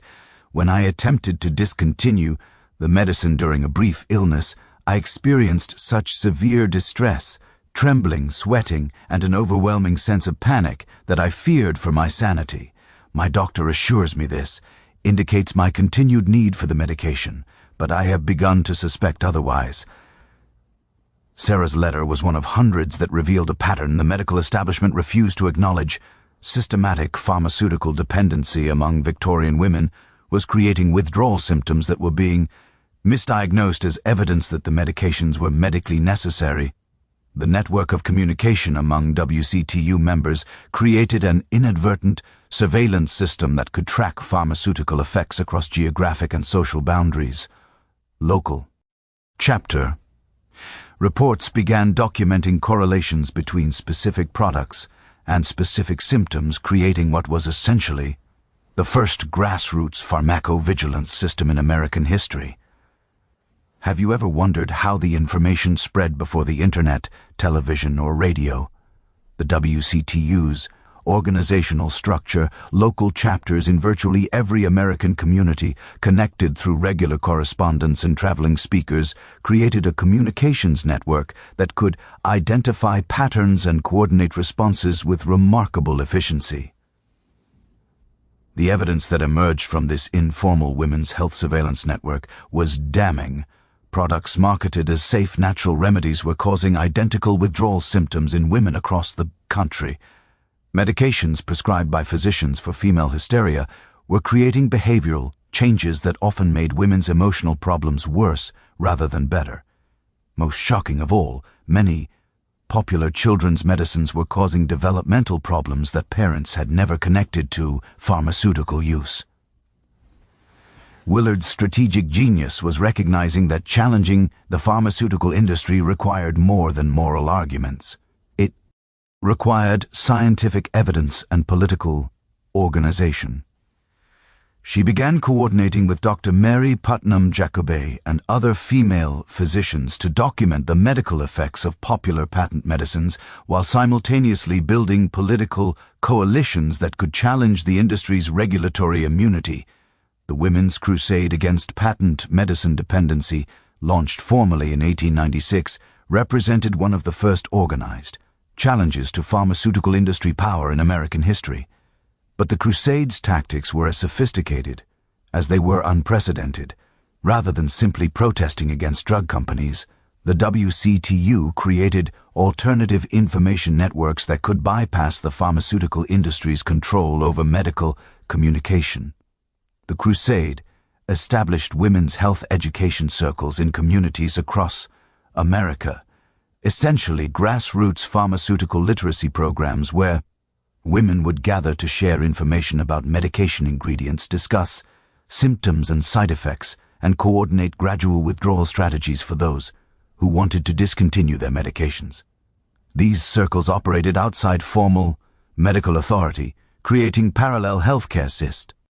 EMS, that prioritized women's actual experiences over pharmaceutical marketing claims. The pharmaceutical industry's response to this organized women's resistance was swift and brutal. Companies launched advertising campaigns that portrayed WCTU activists as hysterical women whose emotional instability made them unreliable sources of medical information. They pressured newspapers to refuse advertisements for WCTU meetings and events. Most insidiously, they work with physicians to create medical diagnoses that pathized women's resistance to pharmaceutical treatment.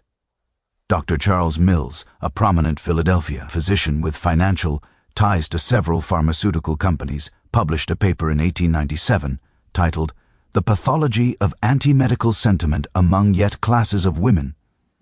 The paper argued that women who questioned their prescribed medications were suffering from a new form of hysteria that required increased pharmaceutical intervention to correct their unnatural resistance to proper medical authority. The economic stakes of this conflict were enormous. By 1896, American women were spending an estimated $120 million annually on patent medicines, equivalent to over $4 billion in toda. Wise economy. The pharmaceutical industry recognized that organized women's resistance could threaten their most profitable market segment and mobilized resources to discredit the crusade through both medical and media channels. But the women's resistance movement had advantages that the pharmaceutical industry hadn't anticipated. The WCTU's moral authority made it difficult to dismiss their concerns as purely economic or political. Their documentation methods were more thorough than anything the medical establishment was producing. Most importantly, they had access to information about pharmaceutical effects that was unavailable to anyone else. The daily intimate experiences of thousands of women using these products, the underground pharmaceutical resistance network that emerged during this period was remarkably sophisticated.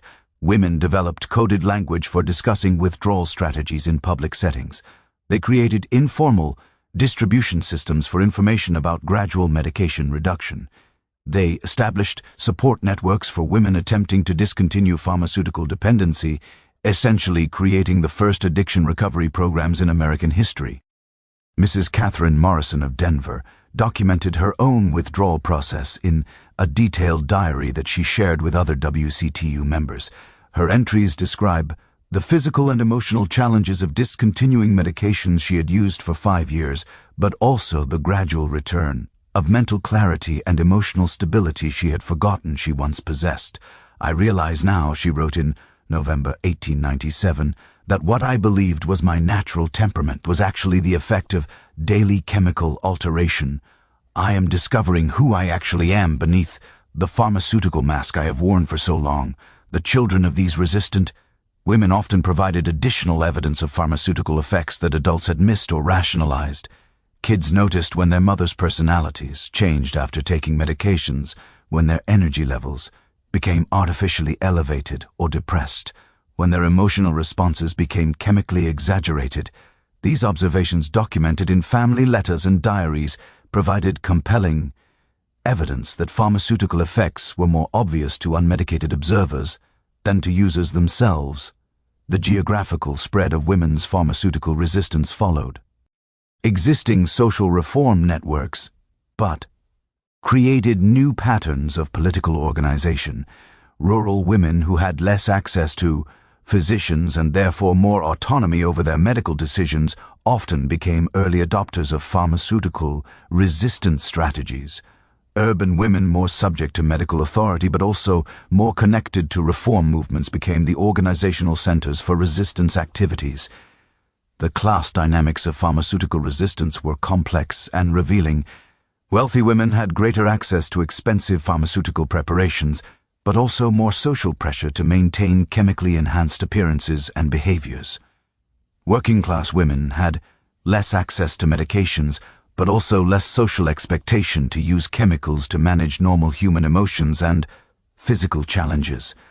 The documentation from this resistance movement reveals how Victorian women were developing analytical frameworks for understanding pharmaceutical exploitation that wouldn't be formally recognized by medical institutions for decades.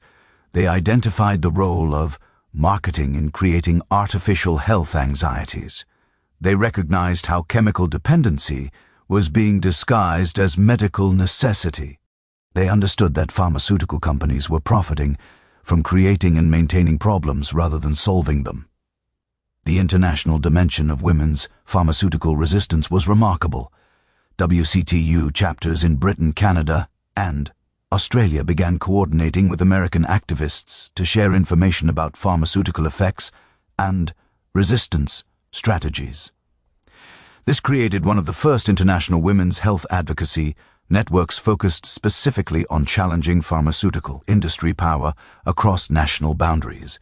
As this grassroots resistance movement gained momentum and documentation, it began to attract attention from unexpected allies within the medical establishment, journalism, and even government. But the pharmaceutical industry was simultaneously mobilizing resources to discredit women's resistance and maintain their profitable market dominance. The collision between organized women's resistance and pharmaceutical industry power was about to create one of the most significant public health confrontations in American history. The story of how this conflict played out would reshape not only medical practice, but also women's political power and the role of corporate accountability in American society. The next phase of this confrontation would move from private parlors and church meetings into the public arena, where the stakes would become not just personal health, but the fundamental question of who had the authority to define women's medical needs and determine their access to accurate information about the substances they consumed daily.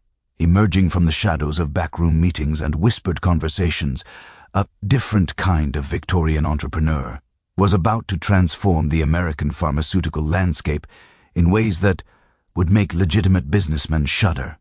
Meet Mrs. John Josephine, Diamond Joe Murphy, who operated what appeared to be an elegant tea shop on Chicago's North Side, but was actually running one of the most sophisticated drug trafficking operations in American history. The year is 1897, and while proper society debates the morality of patent medicines, Diamond Joe has recognized that the real money lies not in legal pharmaceutical sales, but in serving the countless Victorian women whose doctor-prescribed medications have stopped providing relief. Women who need stronger doses, different combinations, and substances that no respectable physician would ever prescribe. The emergence of an underground pharmaceutical economy was the inevitable result of a medical system that had created massive chemical dependency while maintaining strict moral boundaries around what constituted proper medication.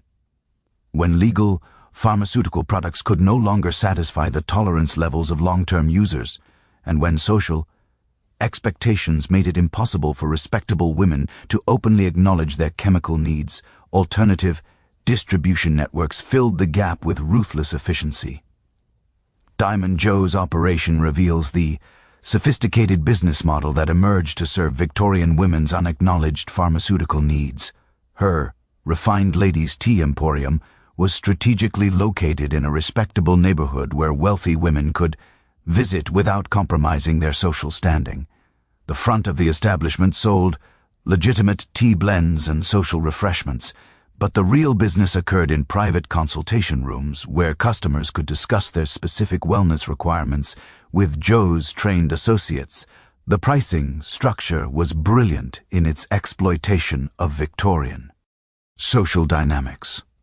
Legal patent medicines cost 50 cents to $2 per bottle, but Diamond Joe's specialized preparations commanded $10 to $25 per dose, equivalent to $3,750 in today's money.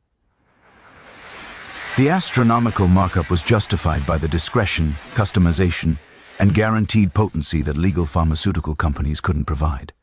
Joe's customer base reads like a who's who of Chicago society, but with a dark twist that reveals the hidden desperation beneath Victorian respectability. Mrs. Catherine Armour, wife of the meat packing magnate, was a regular customer for what Joe discreetly called energy maintenance compounds. Mrs. George Pullman, the railroads, required specialized preparations for what she described as social performance anxiety. These weren't desperate addicts in the traditional sense. They were respectable ladies whose pharmaceutical needs had evolved beyond what legal medicine could provide. The product development in Jo's operation was surprisingly sophisticated. She employed what she called pharmaceutical consultants, often former pharmacists or medical students who had been expelled or discredited to create custom formulations based on individual customer requirements. The laboratory hidden in the tea shop's basement produced preparations that were more potent, more precisely targeted, and more carefully quality controlled than many legal pharmaceutical products. Have you ever wondered how illegal drug markets develop their expertise? Diamond Joe's operation shows how legitimate pharmaceutical knowledge inevitably flows into underground markets when legal systems fail to meet existing demand. A pattern we've seen repeated throughout history. The delivery system that evolved around Joe's operation was a masterpiece of Victorian discretion. Customers would schedule tea consultations during which they would receive their pharmaceutical supplies disguised as specialty tea, blends, cosmetic preparations, or household products. The packaging was indistinguishable from legitimate luxury goods, allowing women to transport and store illegal substances without arousing suspicion from family members or domestic staff. The geographic network that Diamond Joe established extended far beyond Chicago. By 1898, she was coordinating with similar operations in New York, Boston, Philadelphia, and San Francisco, creating what was essentially America's first organized pharmaceutical trafficking syndicate. The operations were connected through coded correspondence, coordinated pricing structures, and shared supplier relationships that demonstrated remarkable business sophistication. The supplier relationships reveal how underground pharmaceutical networks exploited weaknesses in the legal drug distribution system. Joe's operation purchased raw materials from the same chemical companies that supplied legitimate pharmaceutical manufacturers, often through intermediaries who created fictional medical practices and research institutions to justify their purchases. The same cocaine, morphine, and other substances being used in legal medicines were being diverted into illegal markets through paperwork manipulation rather than theft. The corruption of legitimate institutions was extensive but carefully concealed. Several Chicago physicians provided medical consultations for Joe's customers, writing prescriptions that provided legal cover for illegal drug use. Pharmacists would fill obviously fraudulent prescriptions in exchange for percentage payments. Even some police officers received regular payments to ensure that Joe's establishment was subjected to unexpected inspections.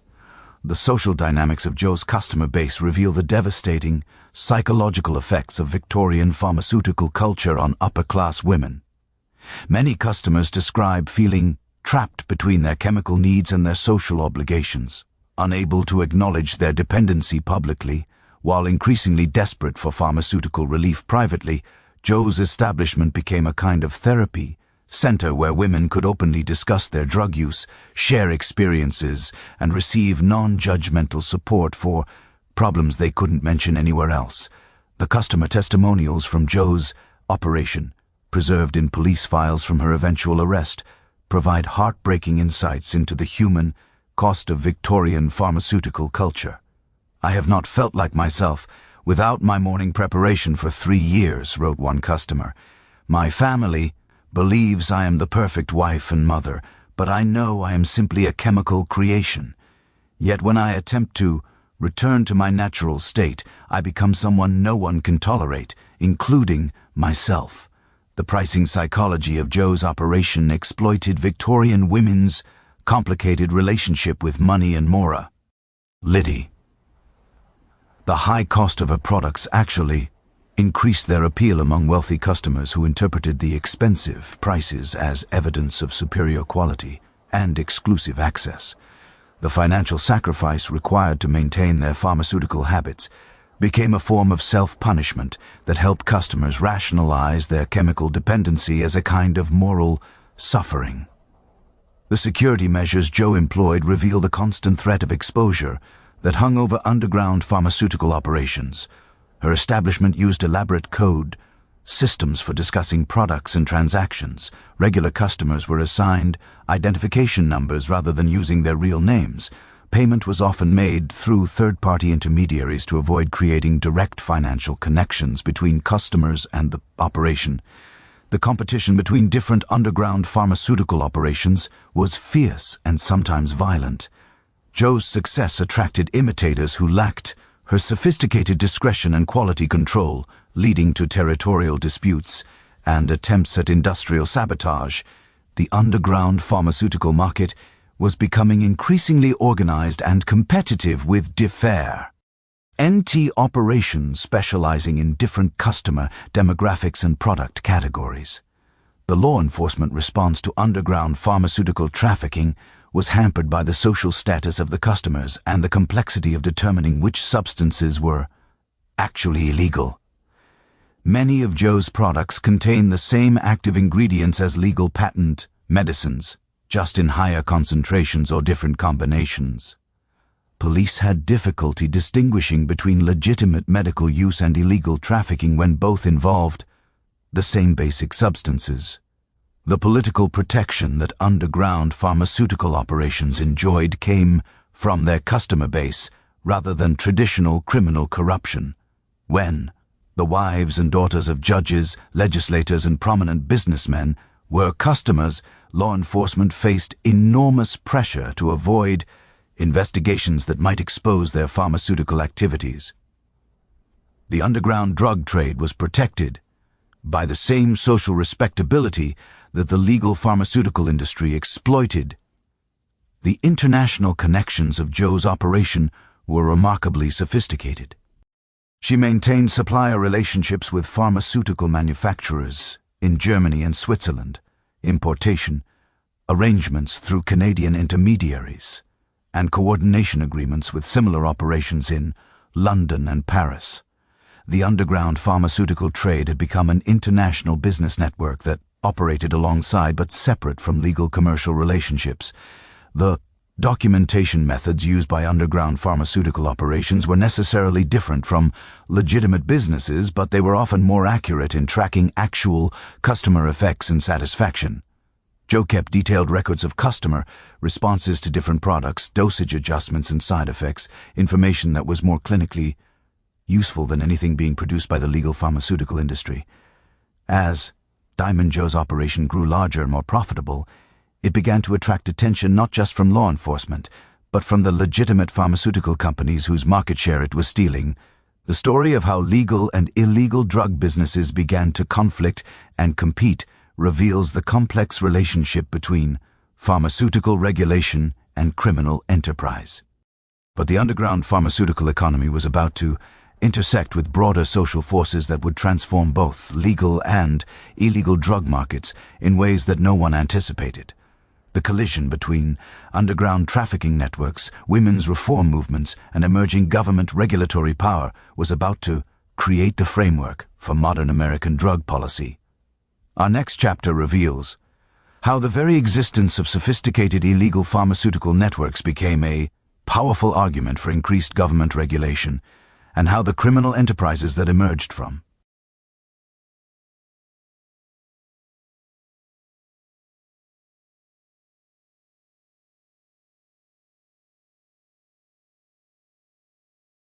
Victorian pharmaceutical culture would ultimately help create the legal and institutional frameworks that still govern American drug policy today. Through the straw corridors of the newly constructed Johns Hopkins Hospital, a different kind of medical crisis was beginning to unfold as the 19th century drew to a close.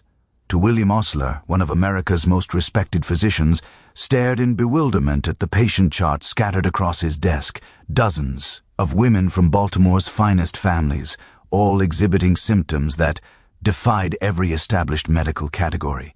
They trembled without fever, wept without cause, and begged for medications with an urgency that seemed to transcend normal medical need. What Dr. Osler was witnessing, though he didn't yet understand it, was the first wave of a withdrawal epidemic, that would force American medicine to confront the monster it had unknowingly created over the previous 2 decades. The medical crisis of the late 1890s emerged as the cumulative effects of widespread pharmaceutical dependency finally became impossible to ignore or rationalize.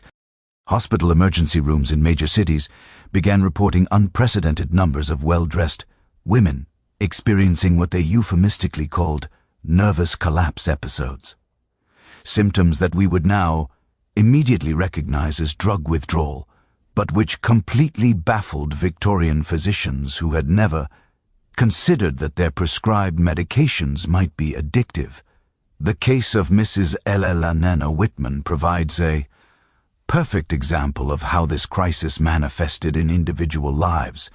A 34-year-old mother of 3 from Boston's Beacon Hill, Mrs. Whitman had been taking various nerve tonics prescribed by her family physician for nearly 5 years. When a family financial crisis forced her to reduce her medication expenses, she began experiencing what her doctor diagnosed as acute feminine hysteria of unprecedented severity. Dr. Osler's detailed case notes preserved in the Johns Hopkins Medical Archives describe Mrs. Whitman's condition. Patient exhibits severe trembling of the extremities, profuse perspiration despite cool weather, dilated pupils, and an agitation that borders on the manic.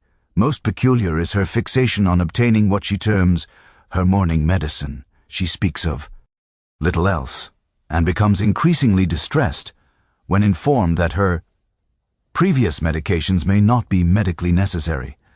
What Dr. Osler was observing was textbook cocaine and morphine withdrawal. But the medical establishment of 1898 had no framework for understanding addiction to substances they had been confidently prescribing as therapeutic remedies. The geographic pattern of this medical crisis was revealing. Cities with the highest concentrations of wealthy women, New York, Boston, Philadelphia, Chicago, were experiencing the most severe outbreaks of these mysterious nervous collapse cases. Rural areas, where access to expensive patent medicines was limited, reported far fewer instances of similar symptoms. The correlation was obvious to anyone willing to see it, but the medical establishment was institutionally invested in not making that connection.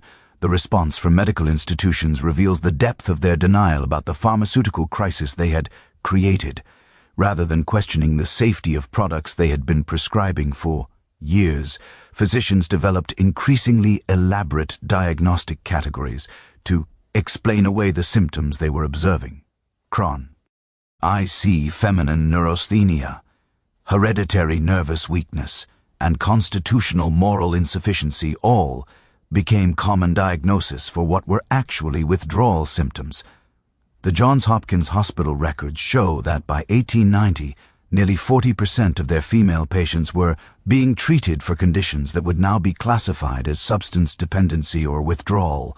But the official medical interpretation was that American women were experiencing an epidemic of nervous disorders that required more intensive pharmaceutical intervention, not less. Think about the tragic irony. Here, the medical solution to problems caused by pharmaceutical dependency was more pharmaceuticals. When cocaine withdrawal caused depression and anxiety, doctors prescribed stronger stimulants. When morphine dependency created physical distress, they added alcohol-based tonics to ease the symptoms. The medical system was caught in a feedback loop of chemical problems requiring chemical solutions. The pharmaceutical companies' response to this emerging crisis was masterful from a business perspective, if morally horrifying. Rather than acknowledging that their products might be causing dependency, they launched marketing campaigns that reframed withdrawal symptoms as evidence of underlying medical conditions that required ongoing treatment. Don't let nervous weakness return, warned advertisements for Dr. Pierce's golden medical discovery. Maintain your health with consistent therapeutic support. The advertising strategy was brilliant and devastating. By portraying withdrawal symptoms as disease symptoms, pharmaceutical companies convinced both doctors and patients that discontinuing medication was medically dangerous. Women experiencing cocaine withdrawal were told that their anxiety and depression proved they had serious nervous conditions that required lifelong pharmaceutical management. Mary Putnam Jacobi, one of the era's most prominent female physicians, began documenting what she recognized as a systematic pattern of pharmaceutical dependency among her patients. Her 1899 paper, Observations on Chronic Pharmaceutical Dependency Among Women of the Professional Classes, was one of the first medical publications to explicitly connect patent medicine use with addiction symptoms. Dr. Jacobi wrote, "I have observed in my practice an alarming increase in women who exhibit signs of physical and psychological dependence on medications they have been taking for supposed nervous conditions. These patients demonstrate classic signs of habituation: increased tolerance requiring higher doses, severe distress when medications are discontinued, and a preoccupation with obtaining and consuming their medicines that exceeds normal therapeutic concern." Her observations were largely dismissed by male physicians who attributed her concerns to feminine emotional sensitivity and questioned whether women physicians possessed the objectivity necessary for proper medical diagnosis.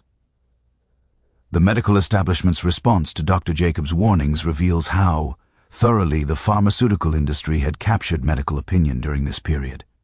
The hospital records from major urban medical centers provide statistical evidence of the crisis that medical authorities refuse to acknowledge officially. Massachusetts General Hospital admitted thrift women for nervous disorders in 1899 compared to 23 similar cases in 1875. Presbyterian Hospital in New York reported a 400% increase in feminine hysteria cases between 1885 and 1900. The pattern was consistent across the country. Wherever patent medicine was highest, mysterious nervous conditions among women were reaching epidemic proportions. The social response to this medical crisis reveals how deeply pharmaceutical dependency had penetrated Victorian culture.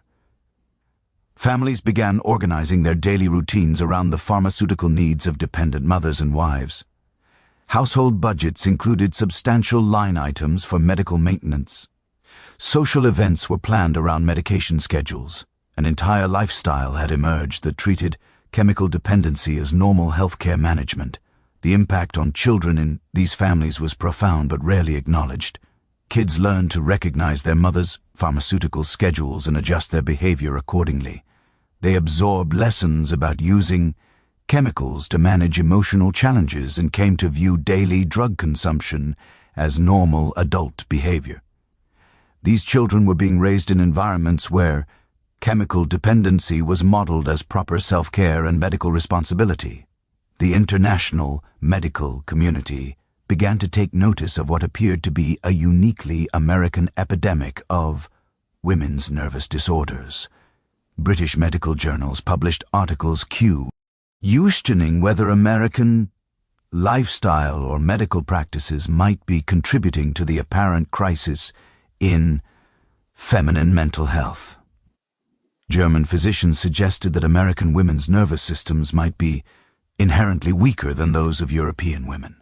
The reality, of course, was that American pharmaceutical consumption among women vastly exceeded that of other countries, but this connection was not made explicitly by international observers who assumed they were witnessing a social rather than chemical phenomenon. The economic impact of this medical crisis extended far beyond individual healthcare costs. Families were spending increasing portions of their income on medications and medical consultations. Businesses were losing productive employees to frequent medical appointments and nervous exhaustion absences. The pharmaceutical dependency that had started as a solution to women's social and medical challenges was becoming a drag on the broader American economy. The insurance industry began developing policies specifically designed to exclude coverage for what they termed chronic feminine nervous conditions. Insurance executives had recognized that these cases involved ongoing expensive treatment with poor outcomes, but they interpreted the problem as the inherent female medical weakness rather than pharmaceutical dependency. As the medical crisis deepened and its cost became more apparent, some members of the medical establishment began to question their fundamental assumptions about pharmaceutical treatment. But challenging a system that had become so deeply embedded in both medical practice and social expectation would require courage that went beyond individual recognition. It would require organized resistance from within the medical establishment itself. The transformation of this medical crisis from a collection of individual health problems into a recognized public health emergency would depend on factors that were developing simultaneously in journalism, politics, and social reform movements. The collision between medical denial and mounting evidence was about to create the conditions for one of the most dramatic reforms in American medical history. But first, we need to understand how this medical crisis was intersecting with broader social changes that were transforming American attitudes toward authority, expertise, and the role of government in protecting public health. The story of how Victorian pharmaceutical culture finally began to collapse reveals both the power of entrenched interests and the eventual triumph of evidence over profit. Standing before the marble columns of the New York State Capitol on a crisp October morning in 1901, Reverend Wilbur Crafts raises his voice above the crowd of protesters, reformers, and curious onlookers who have gathered for what newspapers are calling the most significant moral confrontation of the new century. But this isn't a typical temperance rally or suffrage demonstration. Dr. Crofts, representing the newly formed Coalition for American Moral Health, is leading the first organized public protest against the pharmaceutical industry in American history. And the target of their outrage isn't alcohol or gambling, but the patent medicine companies that have systematically addicted an entire generation of American women while hiding behind the veneer of medical respectability. The moral panic that erupted around Victorian pharmaceutical culture in the early 1900s created one of the most dramatic shifts in American public opinion in the nation's history. Within the span of just 5 years, patent medicines went from being celebrated as scientific advances to being condemned as instruments of moral destruction, and the companies that produced them were transformed from respected businesses into symbols of corporate evil. The catalyst for this transformation was the convergence of several social forces that had been building independently throughout the 1890s. The women's reform movement had documented systematic pharmaceutical exploitation. Medical professionals were beginning to acknowledge the dependency crisis they had helped create. Journalists were investigating the gap between pharmaceutical marketing claims and actual product safety. But it was the moral reform movement that provided the rhetorical framework and political organization necessary to turn these desperate concerns into a unified crusade for pharmaceutical regulation. Dr. Crafts and his coalition understood something that other critics of patent medicines had missed. The American public would respond more strongly to moral arguments than to medical or economic ones.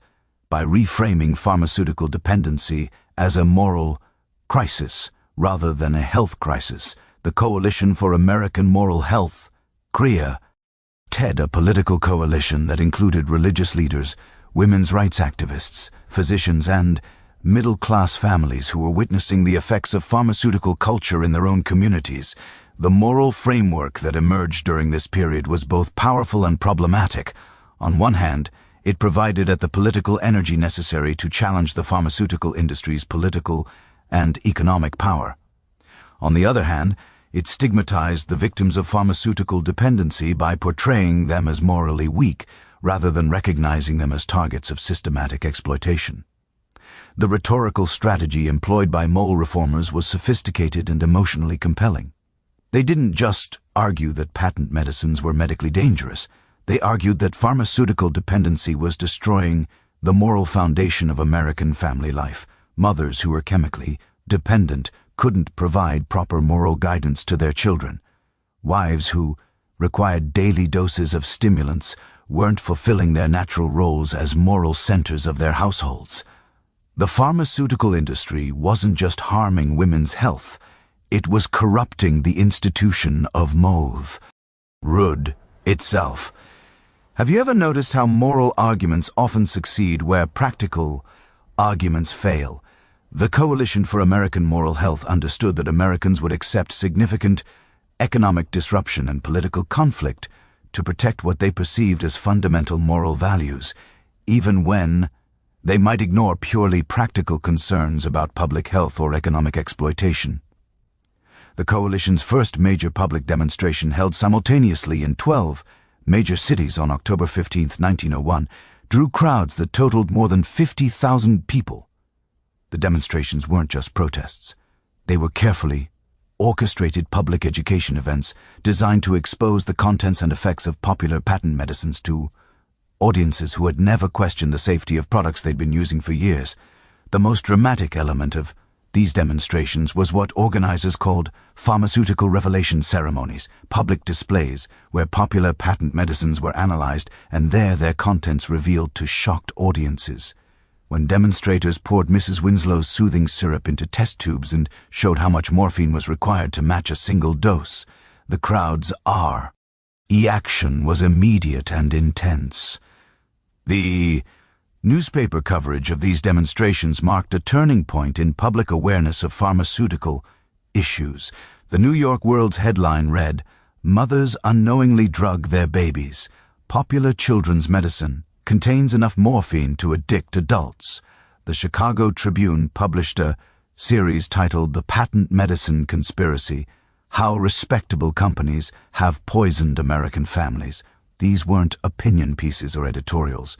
They were investigative news stories that treated pharmaceutical dependency as a major public scandal.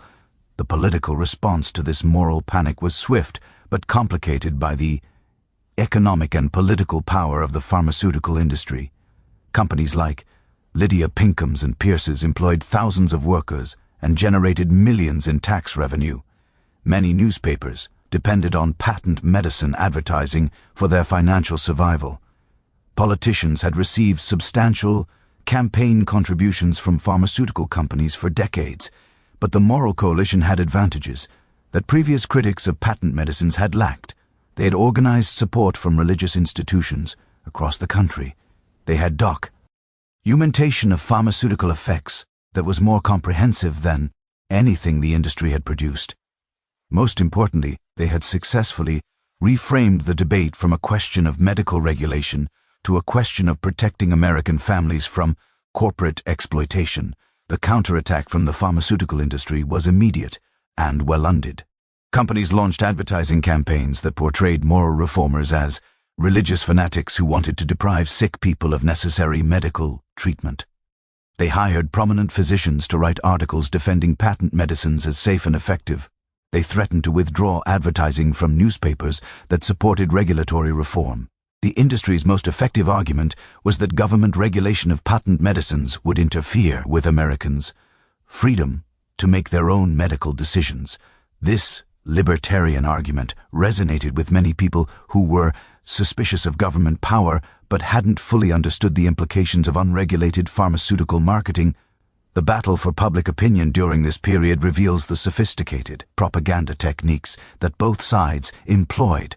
The Coalition for American Moral Health organized speaking tours, where reformed pharmaceutical users would share their experiences with addiction and recovery. The pharmaceutical industry sponsored medical conferences where physicians would present research supporting the safety of popular products. The children's angle proved to be the most politically powerful aspect of the moral reformers' argument. When the coalition documented that products marketed specifically for infants and toddlers contained enough narcotics to addict adults, public opinion shifted dramatically against the pharmaceutical industry. The idea that respected companies were systematically drugging children for profit was more shocking to the American public than evidence of adult pharmaceutical dependency. The economic arguments that emerged during this period were as compelling as the moral ones. Families were spending enormous portions of their household budgets on pharmaceutical products that were creating rather than solving health problems. Businesses were losing productivity due to employees' pharmaceutical-related health issues. Insurance companies were paying increasing amounts for medical treatment of conditions that were usually caused by patent medicine use. The international dimension of this moral panic was significant. European observers had been commenting on Americans' unusual pharmaceutical consumption patterns for years, but the moral reform movement provided a framework for understanding these observations as evidence of a systematic social problem rather than individual American weaknesses. The documentation produced during this period of moral awakening was more comprehensive and methodologically sound than anything previously available about pharmaceutical effects. The coalition organized systematic data collection about patent medicine contents, usage, patterns, and health outcomes. This research provided the empirical foundation for regulatory reforms that would follow. The political organization that emerged from this moral panic created lasting changes in American reform movements. The Coalition for American Moral Health demonstrated that effective political action required coordination between different types of organizations, religious groups, women's organizations, medical professionals, and concerned citizens working together around shared moral principles rather than narrow sectoral interests. As this moral awakening gained political momentum, it began to attract attention from government officials who recognized that pharmaceutical regulation had become a major political issue that could no longer be ignored.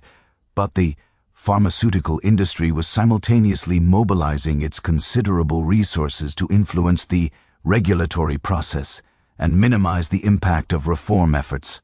The collision between this moral reform movement and the pharmaceutical industry's political power was about to create the framework for modern American drug regulation.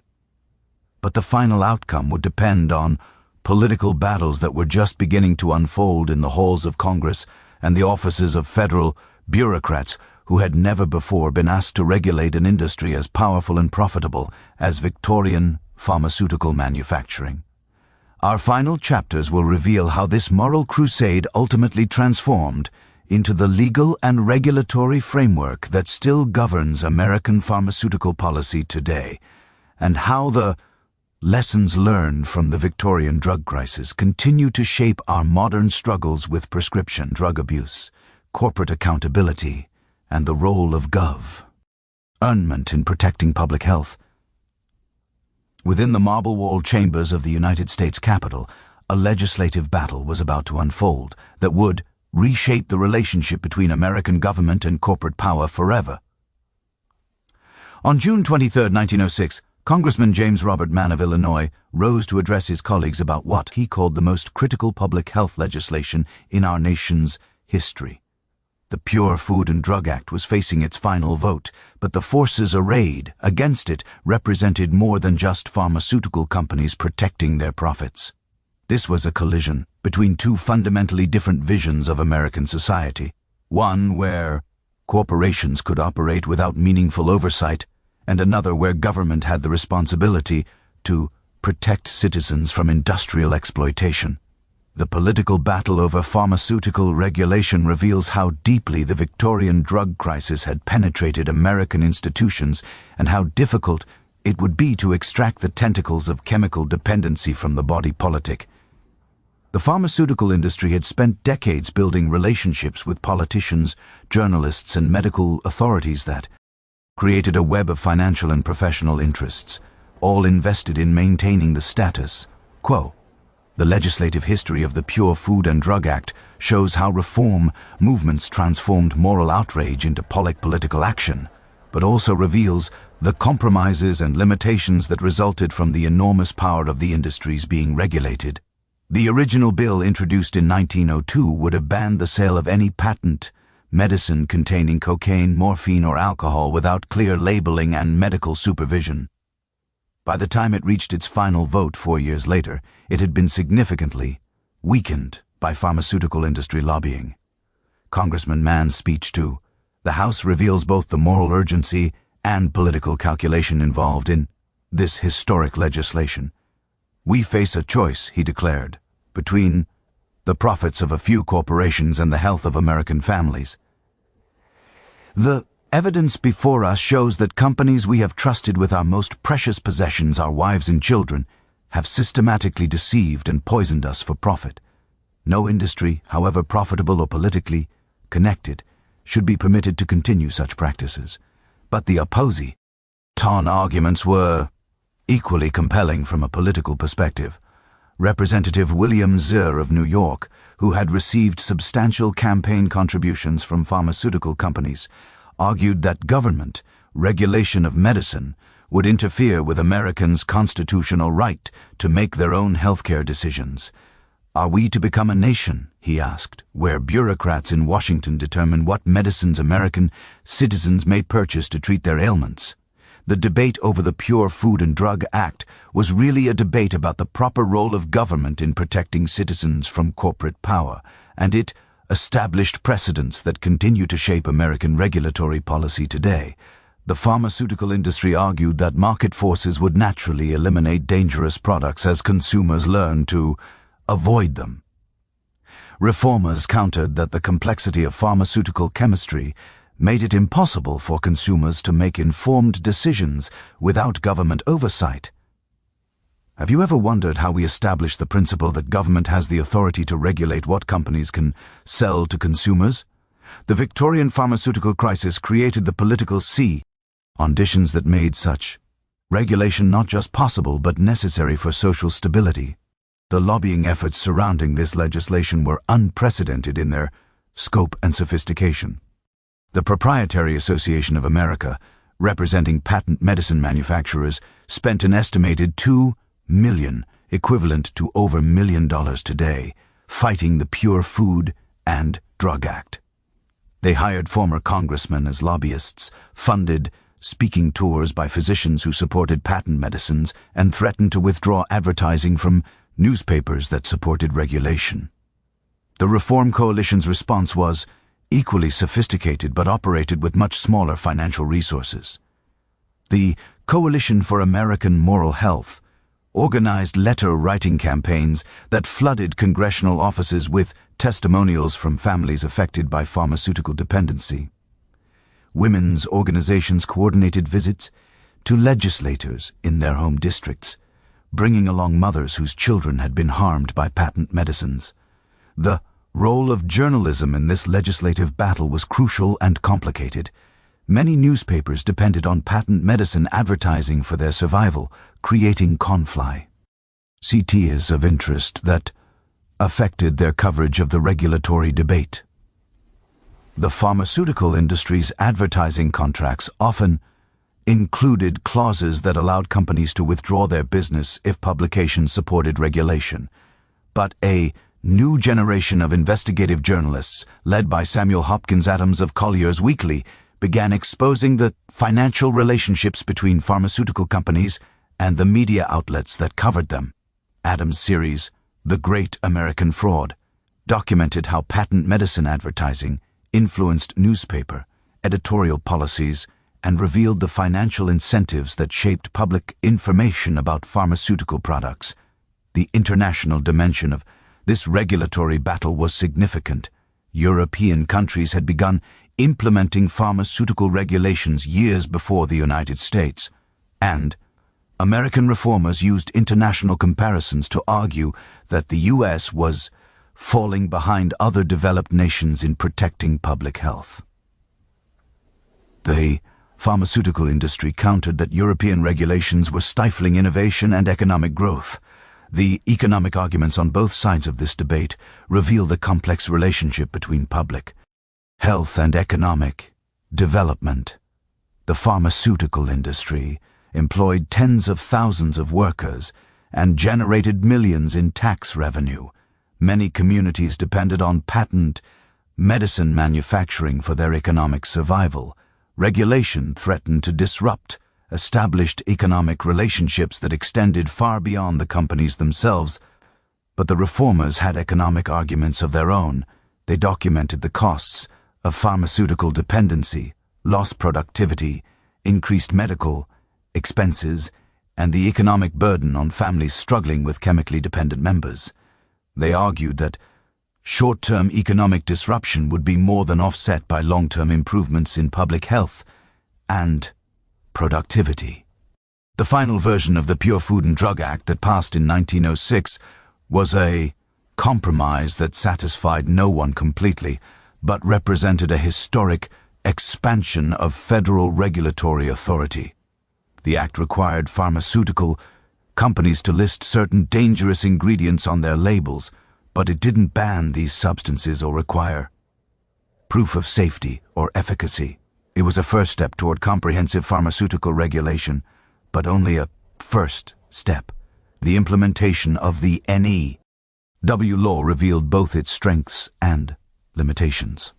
Companies began reformulating their products to avoid labeling requirements, often substituting unlisted dangerous substances for those that now had to be disclosed. The Bureau of Chemistry, tasked with enforcing the new regulations, had limited resources and expertise to monitor the thousands of pharmaceutical products on the market. The public response to the new labeling requirements was immediate and dramatic. When consumers could see that their health tonics contained significant amounts of alcohol, cocaine, and morphine, many stopped purchasing these products entirely. Sales of patent medicines dropped by an estimated 30% in the first year after the law's implementation, but the pharmaceutical industry adapted quickly to the new regulatory environment. Companies invested heavily in marketing campaigns that emphasized the natural and safe ingredients in their reformulated products. They developed new euphemistic language that described dangerous substances in ways that avoided regulatory scrutiny while maintaining their psychoactive effects. The enforcement challenges that emerged during the first years of pharmaceutical regulation established patterns that continue to affect drug policy today. The government had limited resources for monitoring compliance. Companies had strong incentives to find ways around regulations, and the technical complexity of pharmaceutical chemistry made it difficult for regulators to stay ahead of industry innovation.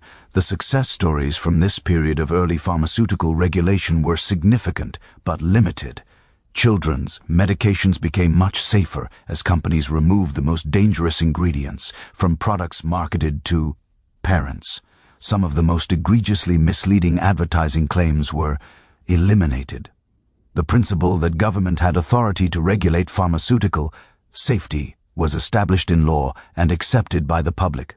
The political coalition that achieved pharmaceutical regulation in 2006 represented a new model for American reform movements. It combined moral authority from religious organizations, practical expertise from medical professionals, grassroots organization from women's groups, and political skill from experienced reformers. This coalition model would be replicated in later reform efforts addressing other aspects of industrial capitalism. As the first phase of pharmaceutical regulation took effect, it became clear that the Pure Food and Drug Act was not an ending but a beginning. The Victorian drug crisis had been partially addressed, but the underlying tensions between corporate profit and public health remained unresolved. The legacy of this regulatory battle would continue to evolve throughout the 20th century and into our modern era as each generation would face new versions of the same fundamental questions. How much should government interfere with free markets to protect public health? Who should determine what substances are safe for public consumption? How do we balance individual freedom with collective security? Our final chapter will reveal how the lessons learned from the Victorian pharmaceutical crisis continue to resonate in our modern struggles with prescription drug abuse, corporate accountability, and the ongoing challenge of protecting public health in an era of unprecedented pharmaceutical innovation and marketing sophistication.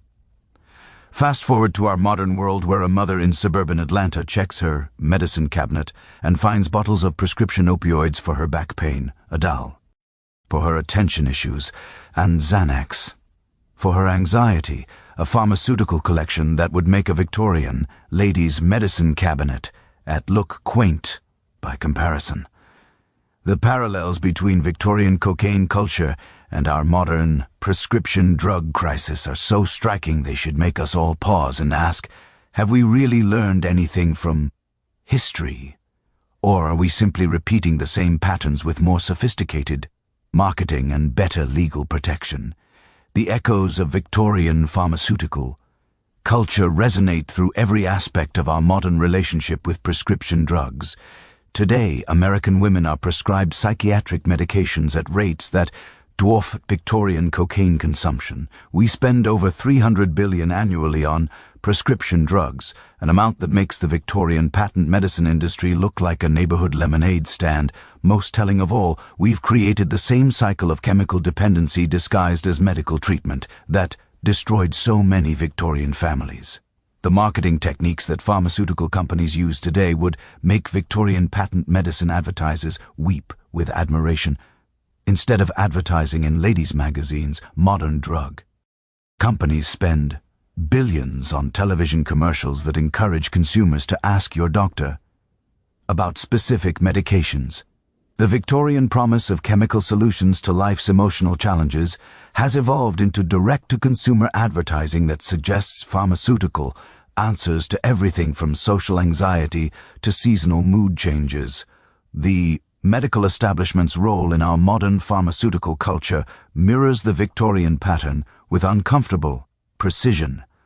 Today's physicians, like their Victorian predecessors, operate within systems that reward pharmaceutical solutions over time, intensive behavioral interventions. Insurance companies reimburse 15-minute medication consultations more generously than hour-long therapy sessions, creating the same economic incentives for chemical treatment that drove Victorian medical practice.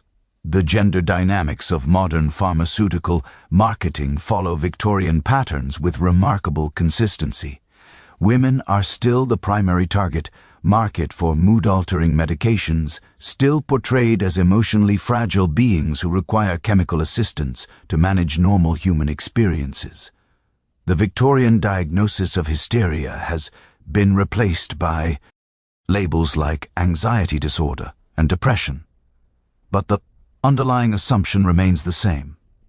Women's emotional responses to difficult life circumstances are medical problems requiring pharmaceutical solutions. Perhaps most troubling is how we've recreated the Victorian normalization of chemical dependency among children. The explosion in pediatric psychiatric medication prescriptions mirrors the Victorian practice of medicating children for behavioral compliance. We've replaced Mrs. Winslow's soothing syrup with Artulin and Adderall, but we're still using powerful psychoactive substances to make children conform to adult expectations rather than addressing the environmental factors that might be causing their distress. The regulatory framework we inherited from the Victorian pharmaceutical crisis has proven inadequate for our modern challenges. The FDA requires drug companies to prove safety and efficacy before bringing products to market, but it doesn't evaluate the social and psychological effects of widespread pharmaceutical use. We've prevented another Victorian-style crisis of completely unregulated drugs, but we've allowed the creation of a more sophisticated system of medical, supervised chemical dependency. Think about the irony here. We look back at Victorian women consuming cocaine-laced tonics and shake our heads at their ignorance, while modern Americans consume prescription amphetamines, benzodiazepines, and opioids at unprecedented rates. The substances have changed, the delivery systems have improved, but the fundamental pattern of using chemistry to solve social and emotional problems remains remarkably consistent. The economic model of modern pharmaceutical dependency follows Victorian patterns, but on a vastly larger scale. Victorian women spend significant portions of their household budgets on patent medicines. Modern Americans spend thousands annually on prescription drugs, while insurance companies and government programs subsidize pharmaceutical company profits. We've socialized the costs of pharmaceutical dependency while privatizing the profits, creating a system even more favorable to drug companies than the Victorian free market approach. The social networking around pharmaceutical use has evolved from Victorian tea parties to online communities where people share experiences with different medications, compare effects and side effects, and support each other through withdrawal and dependency challenges. The medium has changed, but the human need to connect with others who understand the experience of chemical dependency remains constant. The most sobering parallel between Victorian and modern pharmaceutical culture is how both eras created vast populations of people whose personalities and emotional responses were chemically mediated without their full understanding of the implications. Victorian women often didn't realize they were consuming cocaine daily. Modern Americans often don't understand the long-term neurological effects of psychiatric medications they've been taking for years. But there's hope in understanding these historical patterns. The Victorian pharmaceutical crisis eventually sparked reforms that created our modern regulatory system. Our current prescription drug crisis is generating new awareness of pharmaceutical industry power and new demands for accountability and reform. History suggests that periods of pharmaceutical excess eventually create backlash that leads to better protections and more sustainable approaches to medical treatment. The lessons from Victorian pharmaceutical culture are clear. Chemical solutions to social problems inevitably create more problems than they solve. Sustainable health requires addressing the environmental, social, and economic factors that create distress, not just medicating the symptoms. Most importantly, we must remain skeptical of industries that profit from our problems rather than solving them. As we've seen throughout this incredible journey through Victorian pharmaceutical culture, the same human vulnerabilities that made our ancestors susceptible to cocaine-laced patent medicines make us vulnerable to modern pharmaceutical marketing. The promise of quick chemical fixes for life's challenges is as seductive today as it was 100 years ago, and the industries that profit from that promise are more powerful and sophisticated than ever. Understanding this history doesn't mean rejecting all pharmaceutical interventions. Modern medicines have saved countless lives and improved human welfare in ways Victorian physicians could never have imagined.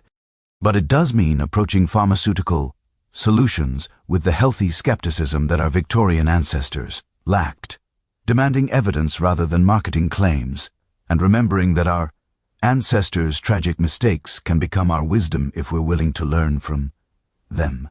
Thank you for joining me on this fascinating and sobering journey through one of history's most overlooked medical scandals. The story of Victorian pharmaceutical culture reminds us that progress isn't always linear, that industries that claim to serve our health don't always have our best interests at heart, and that sometimes the most dangerous substances are those that promise to make us feel better. I hope this exploration has given you a new perspective on both historical and modern pharmaceutical culture, and perhaps inspired you to look more critically at the chemical solutions we're offered for life's inevitable challenges. Stay curious, stay skeptical, and remember that our ancestors' experiences, both their mistakes and their wisdom, can guide us toward better choices if we're willing to listen to their stories. Sweet dreams, and I'll see you next time for another journey into the strange, surprising, and endlessly instructive world of forgotten